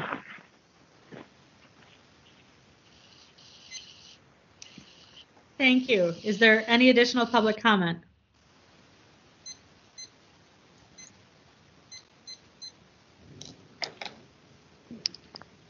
Seeing no public comment, but Member Wolf, you'd like to add something? Yeah, just for the public's edification, the Sunshine Ordinance Task Force, as approved by the voters, did not provide any kind of real enforcement or authority to be able to kind of demand. We can compel, but we can't demand records to be produced, no matter what they are. And by the same token, we cannot put people under oath, against the penalty of perjury. It's just not. We just don't have that authority. So this has been an issue. with regards to records that are being withheld or that have been redacted, in trying to be able to find out what those records are, because we don't have that authority. So that's why the ordinance requires such citations to be produced, and we can somewhat guess based upon the citation what is being withheld, or kind of a subject, kind of like more content, kind of, I don't know, kind of categorical context of what it is, and we could possibly argue whether it was properly withheld or not. A quick good example is there was a listing of radio frequencies that a city custodian was withholding, but those same frequencies were not withheld by the county of Marin. And when they were produced in that way as being public under the California Public Records Act, then they're pretty much applicable pretty much everywhere, unless there's something in city law that says they are not to be released or they are withheld under some other section of law. And the section of law that they tried to apply was incorrect. It didn't hold water. So the documents had to be released as public. So that's the only way, it's one example of the way that we can kind of figure out if something's being withheld or redacted in that kind of way. Otherwise, yeah, we do run blind, which is why the suggestion of going into closed session to be able to look at these documents was made. The task force did not agree to do that, so here we are. Okay, so unless there's any additional comment from task force members, I think we're ready to move forward. Mr. Vu, we'd like as you've agreed, we'd like for you to present the email either unredacted or with citation for the redactions to Mr. Andrews and to the task force by the end of the week. Present the email whether unredacted or either completely unredacted or with citation for the redactions by the end of the week. As per 6726, the instructions are in there. Yes, thank you. Will do. Thank you very much. Thank you. I think we are ready to move on to the next item. Can I get a glass of water first? I'm running out. Sorry, you had asked about that before. That's yes, okay. We'll That's pausing okay. for a moment. All right. So what? It'll give us 5 minutes to get water or whatever. Let's do that. Let's take a right. 5-minute break and then we'll come back to the next item.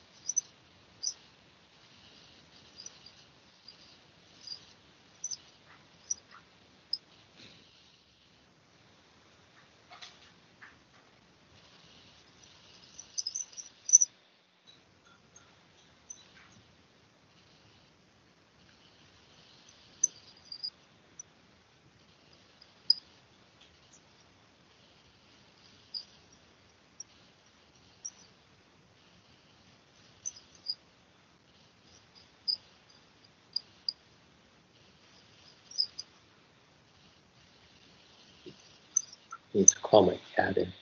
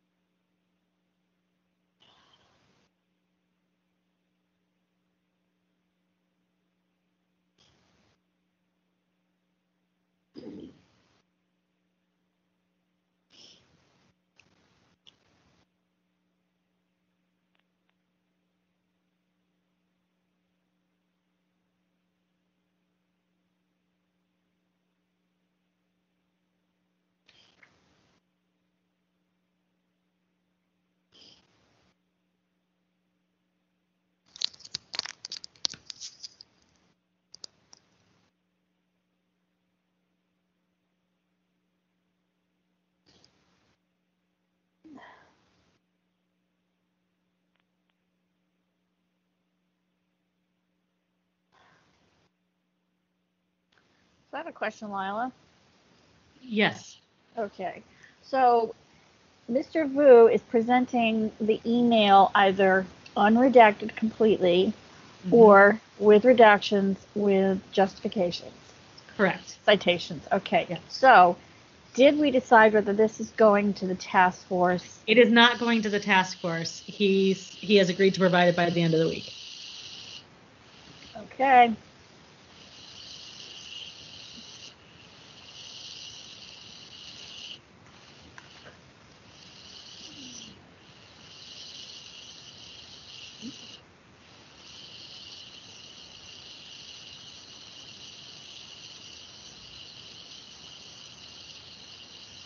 And there's only one email that he has to produce, because I thought there was like an agenda that is not being produced, because we decided that it's not a policy body or a passive meeting body, it's an internal meeting. Correct. Yes, okay, so that's fine. So there's only one email he has to produce? Right, because the other emails both pertain to the agenda. Yeah. Okay, now is he going to send it to me and then I forward it? We didn't decide that. Well, I believe that would be my understanding. We asked him to provide it to the task force, and since I'll email him for the task force. Actually, if you want, email him tomorrow morning and say, listen, just send it to me, and I will forward it to the three of you. Okay. Is that it, or the whole task force? You can forward it to the three of us. That's fine. No, just three of you. Bruce says to the whole task force. Okay, I think we need to move on to the next item. All right. Have them have her just do it to us three, and then you report at the next. Yes, at the next. That sounds like a good task force meeting. Okay, so okay. Okay.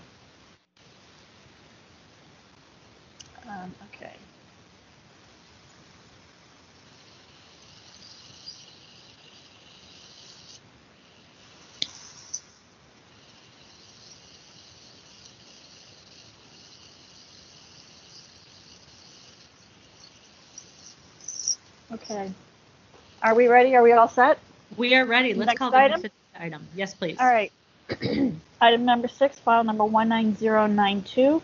Complaint filed by Justin Barker against the San Francisco Zoo for allegedly violating Administrative Code Section 6725 by failing to respond to an immediate disclosure request in a timely and or complete manner.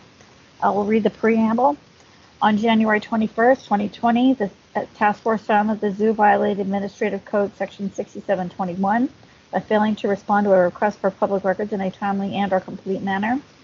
6727 by failing to provide justification for withholding records and referred the matter to the Compliance and Amendments Committee with a request that the city administrator appear to respond to the provisions of the lease agreement relating to the Sunshine Ordinance. The city administrator, I spoke to him, Rob Ryder, and he said he was not going to make an appearance, that it should go to Rec and Park, and Rec and Park said, no, this is a zoo matter. So that's what happened there. And my understanding is that the person from the zoo will be here to speak on that particular item in the lease agreement. That was part of it. Okay, so do we have, is Mr. Barker here? I'm present. And do we have a representative from the zoo here? Yes, you do. Who's speaking? Joe Fitting, Deputy Director, San Francisco Zoological Society. Okay, so right now we, this matter has come back to the task force, back to the Compliance and Amendments Committee. Maybe if we could have Mr. Barker summarize. Mr. Barker, could you tell us what you have received so far? Well, I'll say that it's been about 23 months since I made my initial request for documents from the San Francisco Zoological Society, and I've not received a single document that I've requested.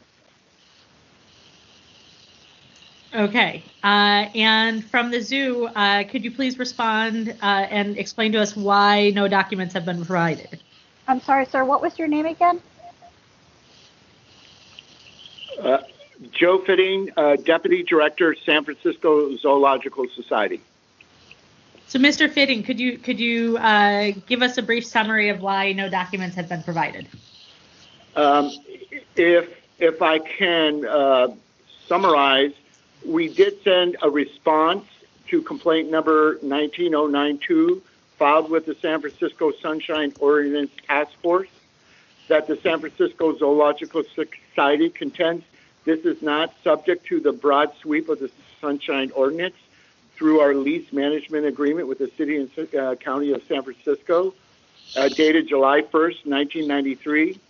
In that agreement, a joint zoo committee was created to review matters affecting operations of the zoo. Through the joint zoo committee, the San Francisco Zoological Society provides categories of information that are shared publicly. The agreed upon categories of information were defined to provide balance between privacy rights of our employees, animals, and privileged financial data while supporting public access.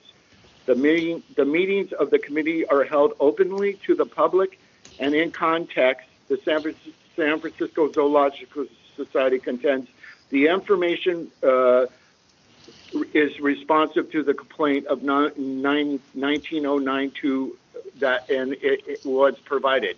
We also meet monthly with the Joint Zoo Commission, which provides the answers to questions by that commission. So we're completely public access.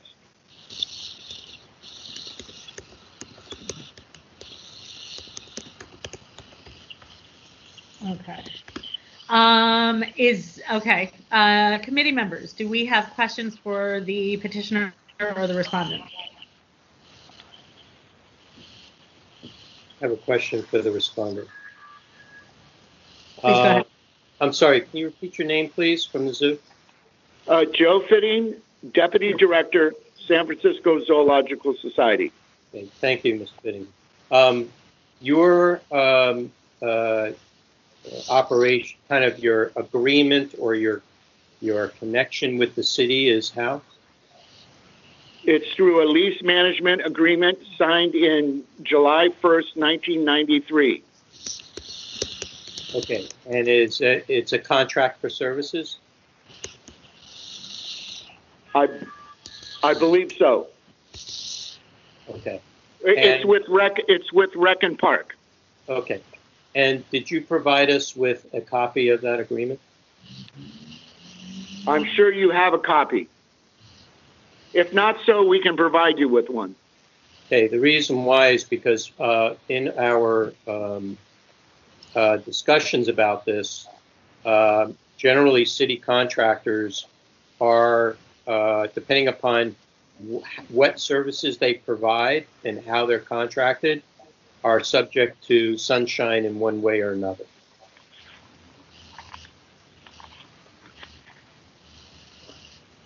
And because no one came to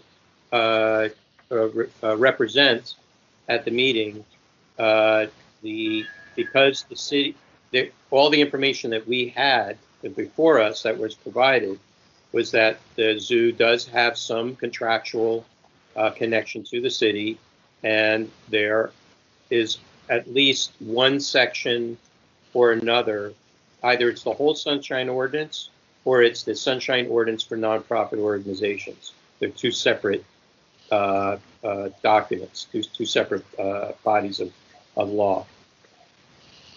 Well, the Zoological Society is a nonprofit, and as I said, we meet monthly with Rec and Park and Joint Zoo and share management, operational information with the commissioners. So it's not like we're not sharing. That's not the point, Mr. Fitting. That's not the point. The point here is whether documents that you have are public documents or not. And it depends upon what your contract is with the city would lay out exactly what that is. Now, the Sunshine Ordinance did not exist. I shouldn't say that. There was some open and transparency laws that existed prior to the voters approving Prop G, which is now the Sunshine Ordinance. Be it as it may, once that happened, all contracts got updated. And I'm sure there has been at some time or another some updating of your lease with the city or other conditions that you are required to follow because new laws have gotten created that you must abide by now. And the same would go for the Sunshine Ordinance. The documents that we share regularly are what we laid out originally as public documents. Okay. So, Mr. this is Barker, Justin Barker. I have. No, you have Sorry, to wait. You have to wait to be recognized, sir. Okay. You have to wait to be recognized, please. Chair LaHood, please. Yes, I was going to say, it sounded like, Mr. Barker, do you have something to add? I do. So I'm reading the 85-page lease agreement between the City of San Francisco and the San Francisco Zoological Society. Verbatim, it was in section 16.2.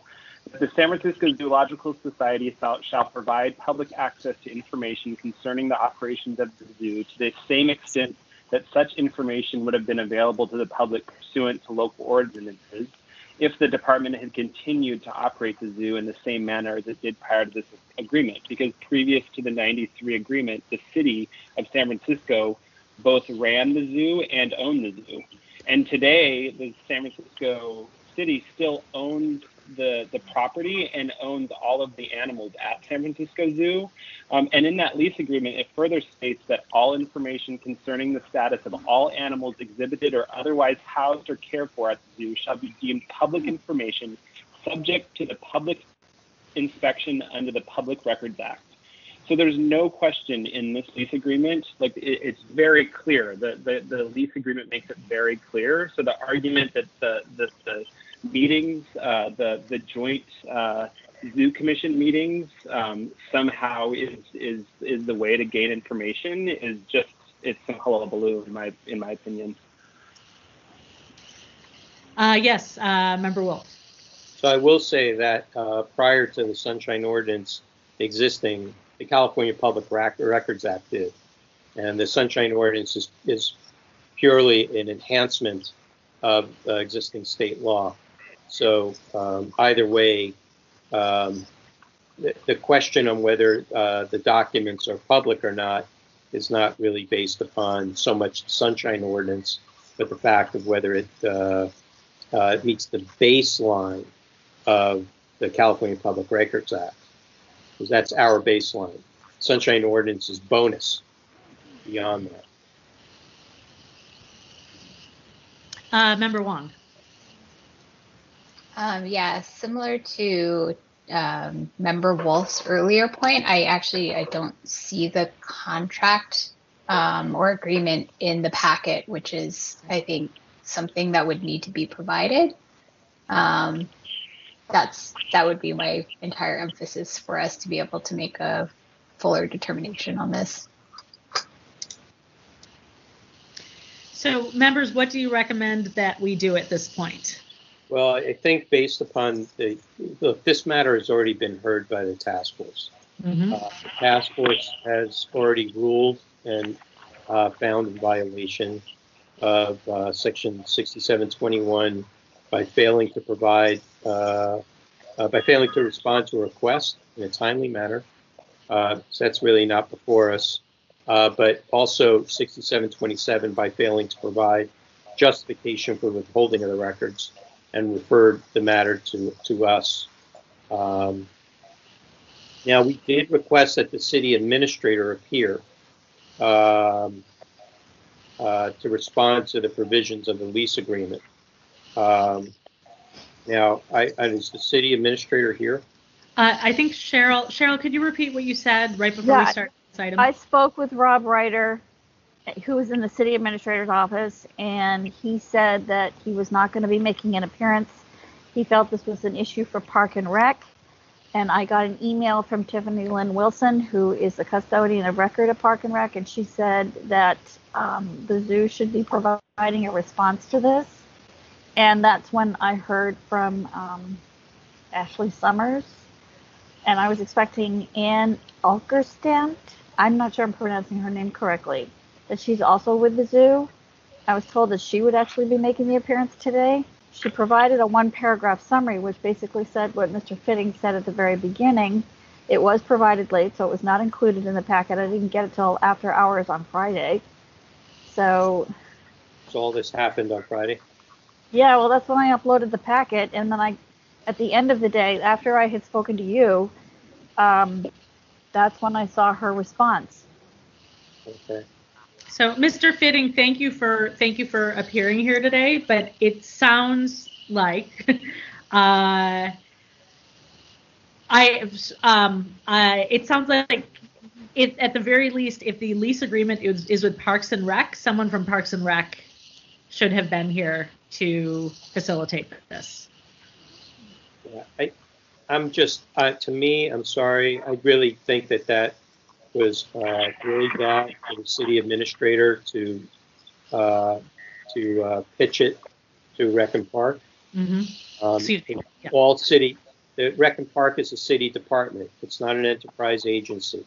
If it was something like the Public Utilities Commission or the airport or MTA, it'd be a different question because they're independent, essentially government nonprofits. Mm-hmm.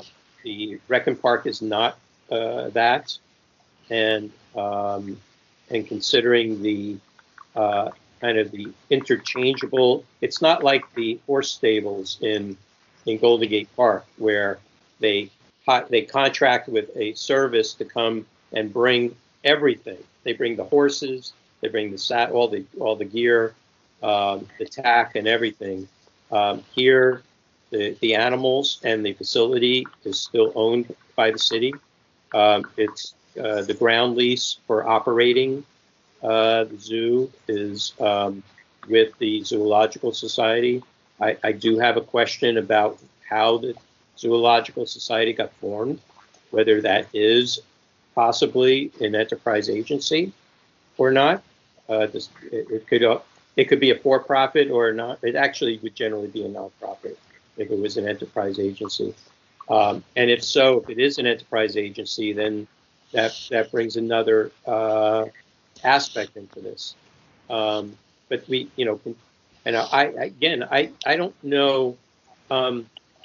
Cheryl, can you remind us if the lease agreement was in the original agenda item? There are two agenda items for Mr. Barker. If it wasn't given to me in the packet that I had in my file, then it wouldn't have been provided. I don't see it in this packet information. Okay, let's ask Mr. Barker. Did you provide that lease agreement to the task force? I did. I provided it on Tuesday, June 11th, 2019. And I provided the 4 pages of that were specific to the section. Okay. I had made the request for that lease agreement through Parks and Rec, who did offer that lease agreement up. So I'd be happy to share both this specific section that we're discussing and the whole lease agreement, because that's what I received from the Parks and Rec. Members, I think what's important here is the thrust of where we are right now. The task force has already found in violation. It already has a determination. And I think the job for us here is for compliance with that determination. Now, the zoo had an opportunity, or any of the parties, if they weren't in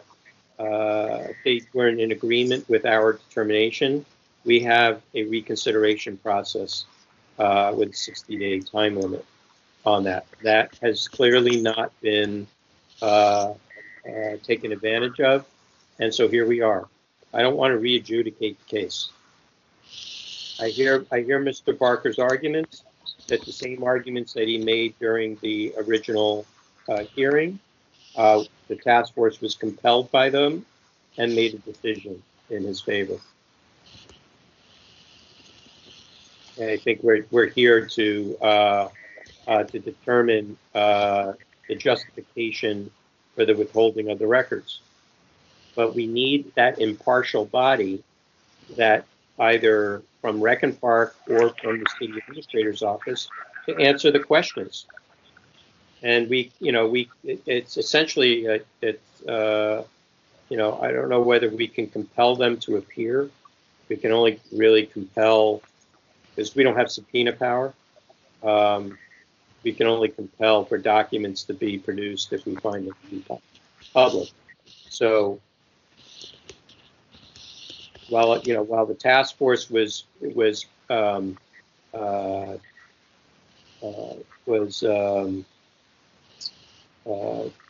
in support of Mr. Barker's assertions, the task force wanted confirmation, and so that's where we're at. And so,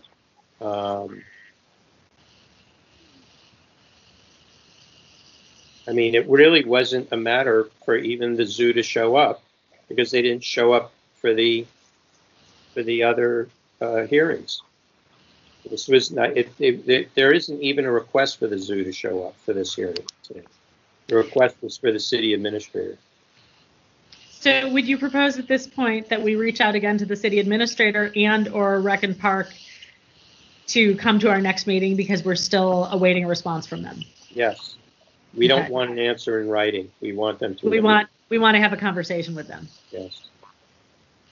And we want, if they want to address the lease agreement, then we want them to show us and tell us what their interpretation is.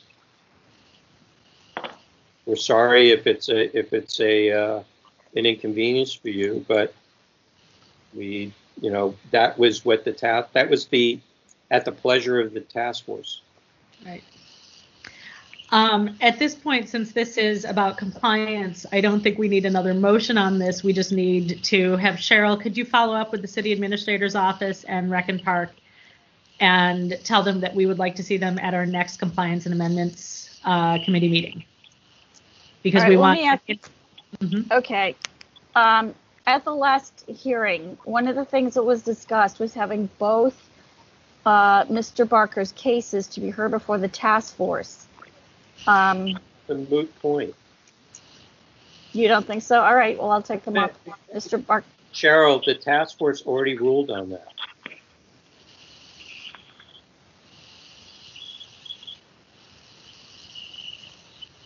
Yeah, at this point, this is about compliance, and we are seeking compliance with the order.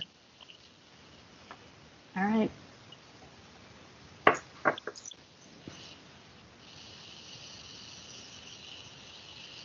Anything else? I just want to open it up again because I think it's a good thing to do. Do any members of the public not involved in this matter have any comments?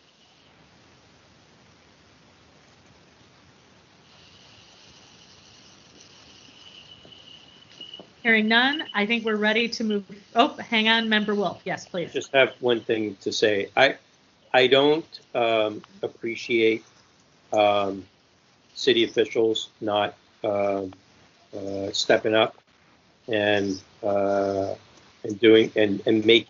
making the parties having to prolong this because this is a case that goes back to last year, and despite, even if you cancel out the 4 or 5 months that the task force couldn't meet, it's still too much of an extended period of time.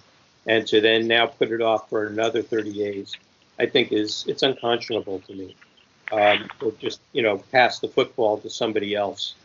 I'm wondering if it might behoove us to either you, Chair LaHood, to have a direct conversation with them one-on-one, and then report back to us, and then we can notify the parties here about what you found out, and then see, kind of go about it that way. I'd like to try to see if this gets expedited. I'm sorry, this is it's an annoyance. So are you suggesting that we reach out to them on their time rather than having them come and attend our meeting on our time and when the public can be part of the conversation. I think in the interest of getting this case closed and dealt with, I think it may behoove us to do that and letting them know that we are disappointed and disgruntled about that. That passing the football is inappropriate, and that the city administrator manages all the contracts. There's a whole contract department in the city administrator's office. That was the purpose of inviting them. And second, if they wanted to pass it off to the contracts and compliance office of the Rec and Park, they needed to show up. It's their contract. It's their ground lease on our property, on the city's property, so that the city owns, and the assets that are on that property. The Zoological Society doesn't own any of that. They just have a ground lease to operate it. So that's my angst for tonight on that.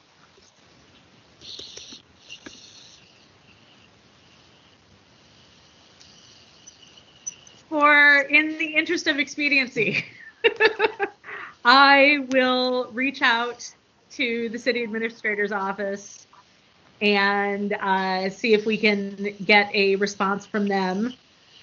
And I will plan then to, well, I'll try to get a response from them. We'll see if they will do anything directly in response to our order and Mr. Barker's request. And if not, then we will request their presence again at the next Compliance and Amendments Committee meeting. You could, if you want, you can, if you feel like it's expedient enough, and you don't want to wait, you can hold a special meeting. I'm sorry, can you say that again? We can always what?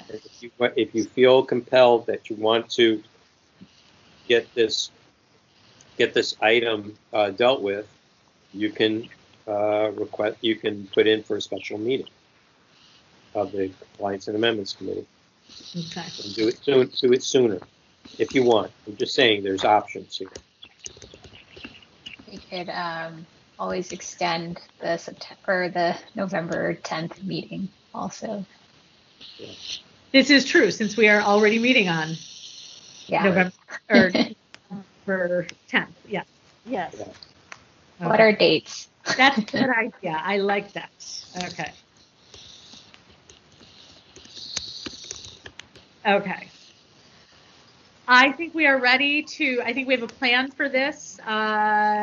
So Mr. Barker and Mr. Fitting, thank you for appearing tonight. We're going to try to make additional progress outside of this meeting. We will, Mr. Barker will keep you apprised of any progress that we make, and we'll let you know when we are able to meet again on this matter. I think we're ready to move on to the next item. Oh, I'm sorry. Thank you. Thank you so much. Please call the next item.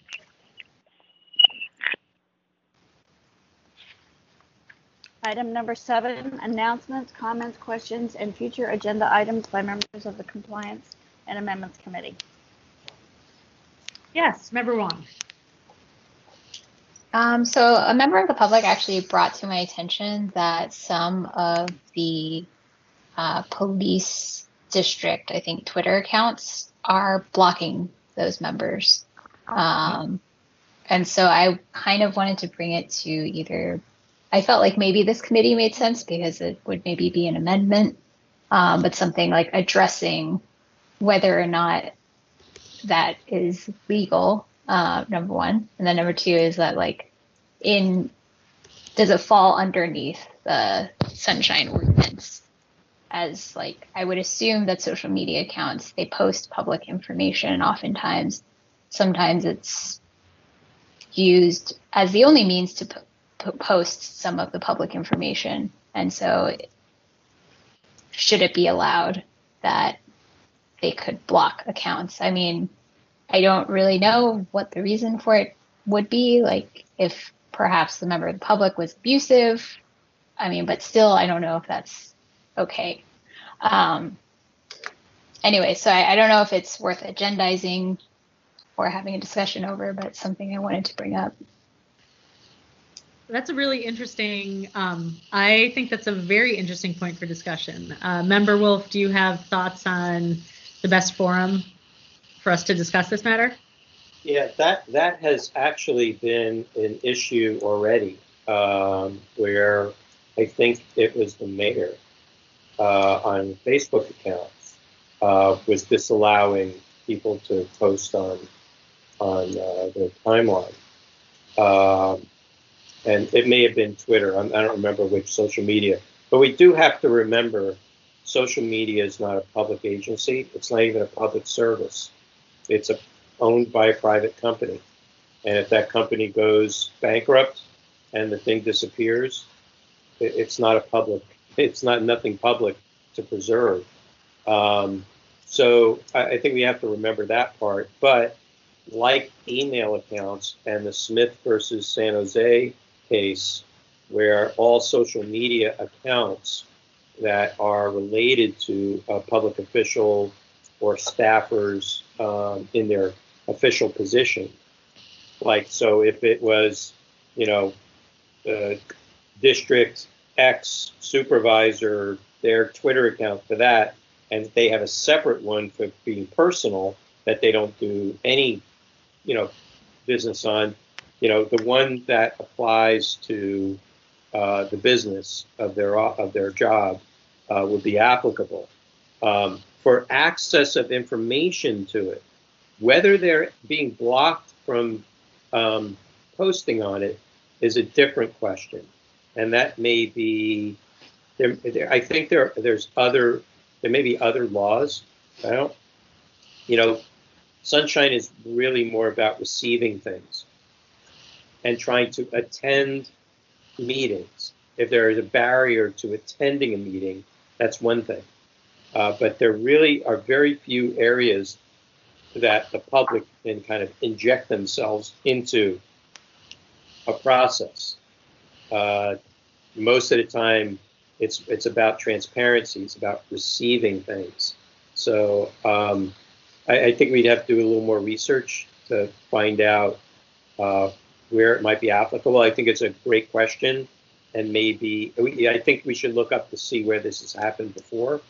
Either there may be some case law around it, who knows, that may be applicable, where a public official can't block a public forum that was set up online. It's considered a public forum because it's been operated and in the representation of a particular office, that kind of thing.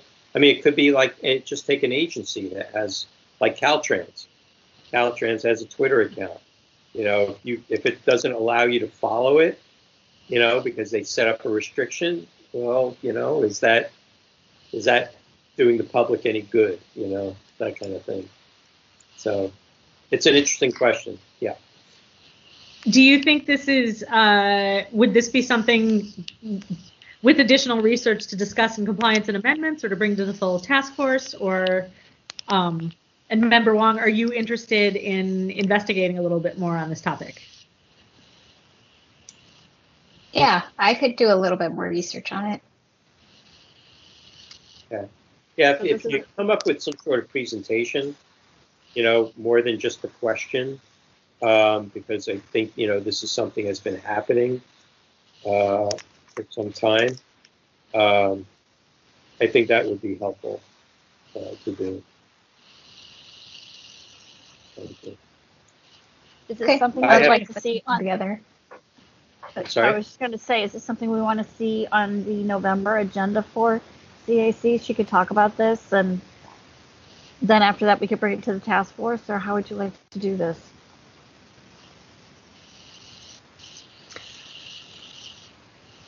Yeah, that would work for me. I can do that. Let's do that. No, we're going to agendize it for November 10th. Correct? No, I'm not correct. No, November 24. Okay. Because I think we already have potentially two things happening on November 10th.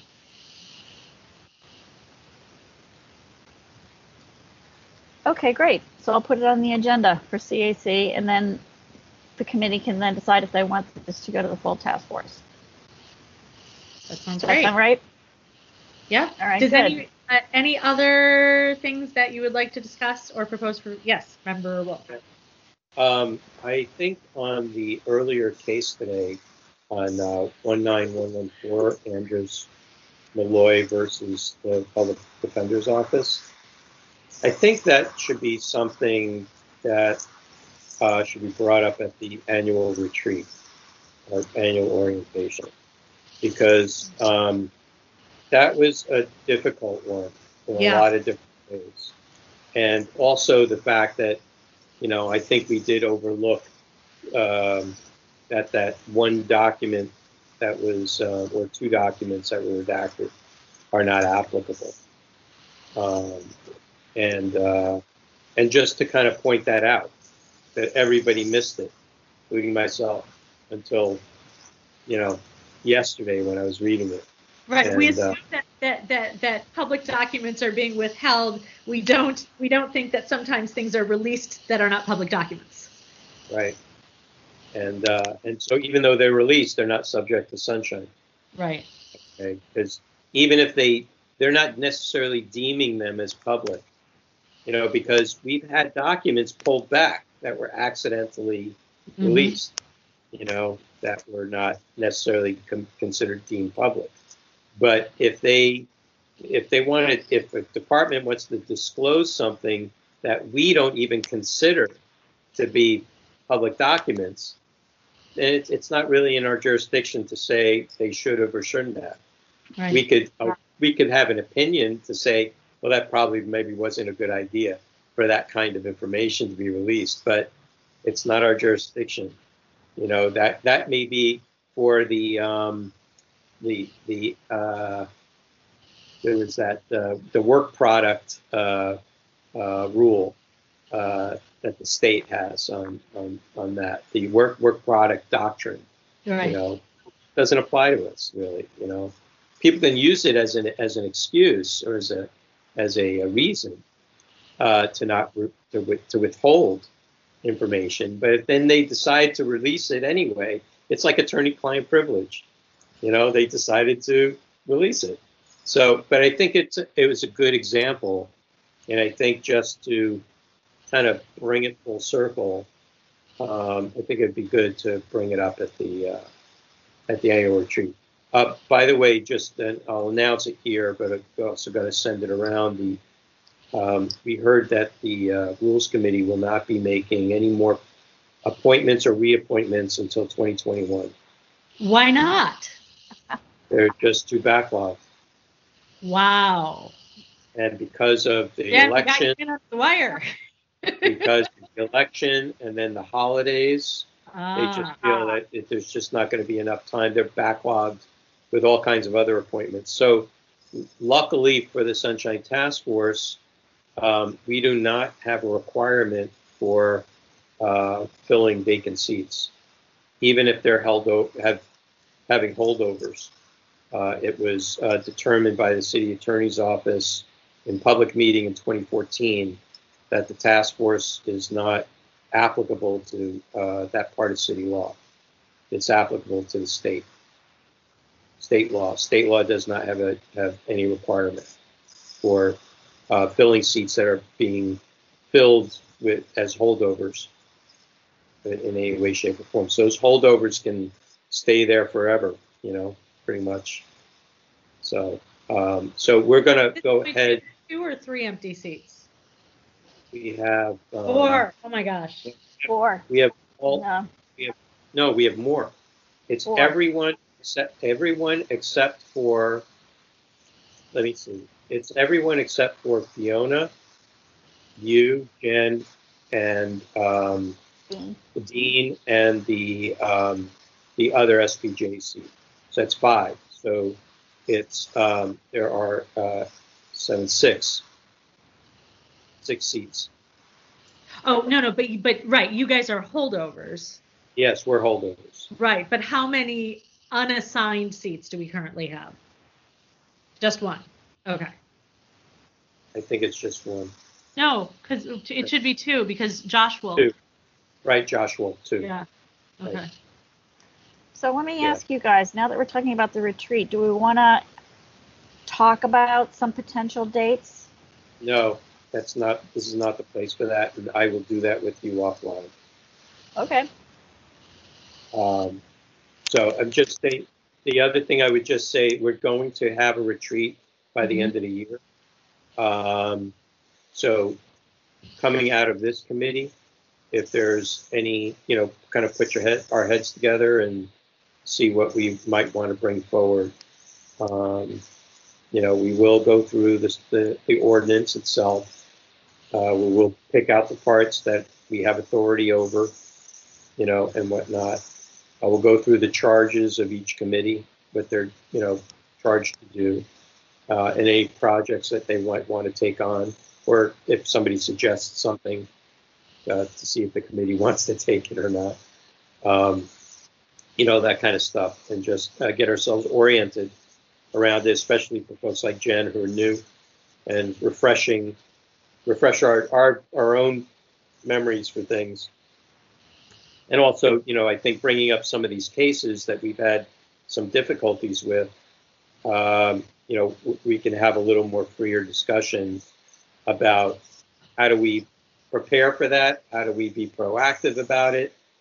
As an example. And I've always said that the task force should take positions on certain determinations that we've made, so that way we can hold things as precedent. So we don't contradict ourselves. And actually, it saves a lot of time, because if we've already adjudicated a case that's similar, then we can easily rule on it much faster and quicker. And that way, it's minutia, or there's maybe something that is so different about that one case. But at least you have a baseline of a precedent that we can stand on.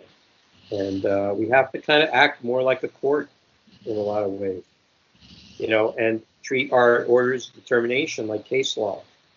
And so I'm working pretty hard to try and get a search engine set up for our orders of determination that will be functional. And everybody's just going to have to dig in and, read through some stuff, and then create categorical tags that are searchable. I love tags. You do that? You're it, Lila. No, it's funny. So for the public press, we just created a new website, and for years we had this really elaborate tagging system and like thousands of tags. And we decided to boil it down to, I think, 25 categories. And I was the one who recategorized everything, and I love doing that. So. Oh, okay. So you weren't being facetious. Okay. No, I like doing stuff like that. Yeah. Okay, great. That's good. That's good. Because the one thing that got me on that idea for doing it is, if you go over to the rent board, they have the listing of all their adjudicated cases in a database that you could search so granularly. So you don't, even if before you want to even go get something heard before the rent board, you can research whether somebody had already brought that complaint forward, right, and what the result was. And it saves everybody a lot of time. Yeah. People could say, I don't need to file a complaint with the task force because they already made the decision for me, and then they can go to court and say, yeah, it was already heard at a local process. Here's the case law, and that is a huge public service that we can provide. Now, we've been waiting for 3 years for the clerk's office to buy their next version and see if we could get included in that, but they still haven't made that decision yet. So we can't wait. We need this now. So, Chris, if there's anything I can do to help you with that, please feel free to ask me. I will make myself available for this project. Yeah, no, that's great. I mean, really, it's a matter of technology at this point. What technology will work for us that doesn't cost us any money. So I'm starting with Google search. But the problem with Google search is it won't search inside of a link that goes to a PDF necessarily. So I have to figure out whether they have some artificial intelligence that might do that. I know that there are other search engines that cost money that will do that they will search the content of PDFs. Trying to find an open source version, something like that. So if you know of any, or you know somebody that might know, that lay them on to me. Me and member Nikki, actually. I know. Yeah. All right. I'll do what I can. Sure. So anything else? So just for my own clarification, so I was looking at the minutes of the last full task force meeting, and it says 4 seats are vacant. So I'm a little confused about.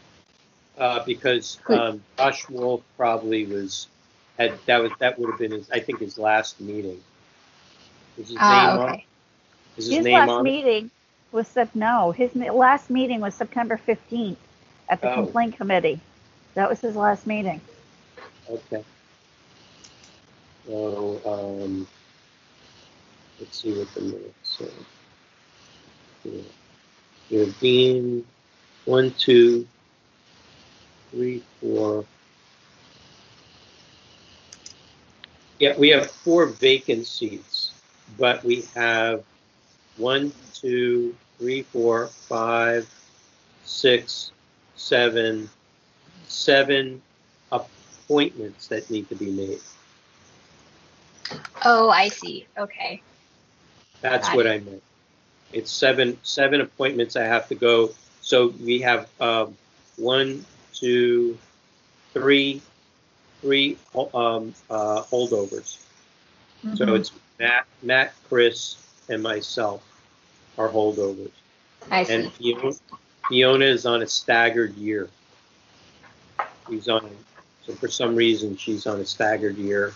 And I haven't finished that research yet, going back to the first task force in 1999. I'm trying to figure out whether they were all supposed to be staggered in some way and lost their way somehow. Kinds of things like this where, 1 year they didn't do it and they did everybody and didn't restart the clock, on terms correctly. Yeah, I don't know I don't know why Fiona's seat, the disability seat, is independent. And absolutely no. It was created the same year that the ordinance was created, so I have no idea. Yeah. So anyway. But to your point, seats 3, 4, 7, and 8 will not be filled until 2021. That's right. Wow. Okay. Yeah, we can beg. Everybody's got to make sure they're there for the next 2 meetings. Yeah, we can beg really hard. I'll put that. If you guys think we should beg, I'll beg. I'll ask the rest of the task force too. Well, I guess it depends in part whether there are applications or nominations for those seats. Maybe that's part of the problem. There are. Yeah. And, we've gained 2 this last round. We've gained 2 in Jen and Dean, which is necessary. But we're still only 7. Right? Which means if one person doesn't show up to a meeting, then it's tyranny of the minority. You know what that means? Yes. No votes, everything fails. Right. For everything. That's why attendance is important. But that's the other question that we need to bring up too, is what we heard with Mr. Hiller. Right. Really, what is we're not a policy body. We don't create policy. We have no enforcement authority. We are, somewhat equal to a passive meeting, essentially.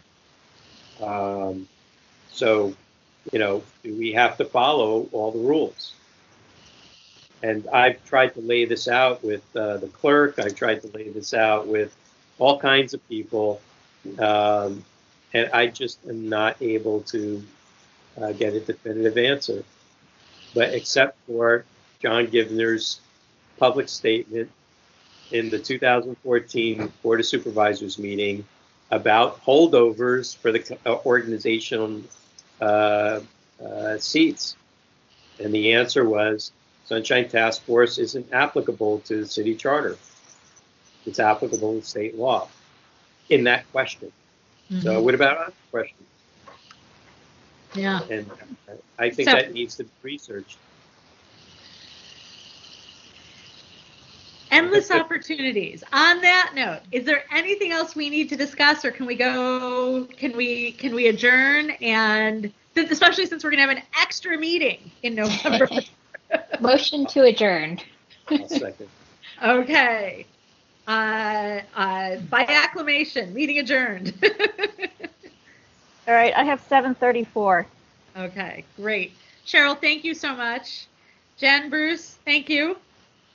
This was good. You. You're getting more experience, Jen. All right. See you next week. Okay. I'm going to turn Bye, off the everyone. recording. Okay. Bye-bye.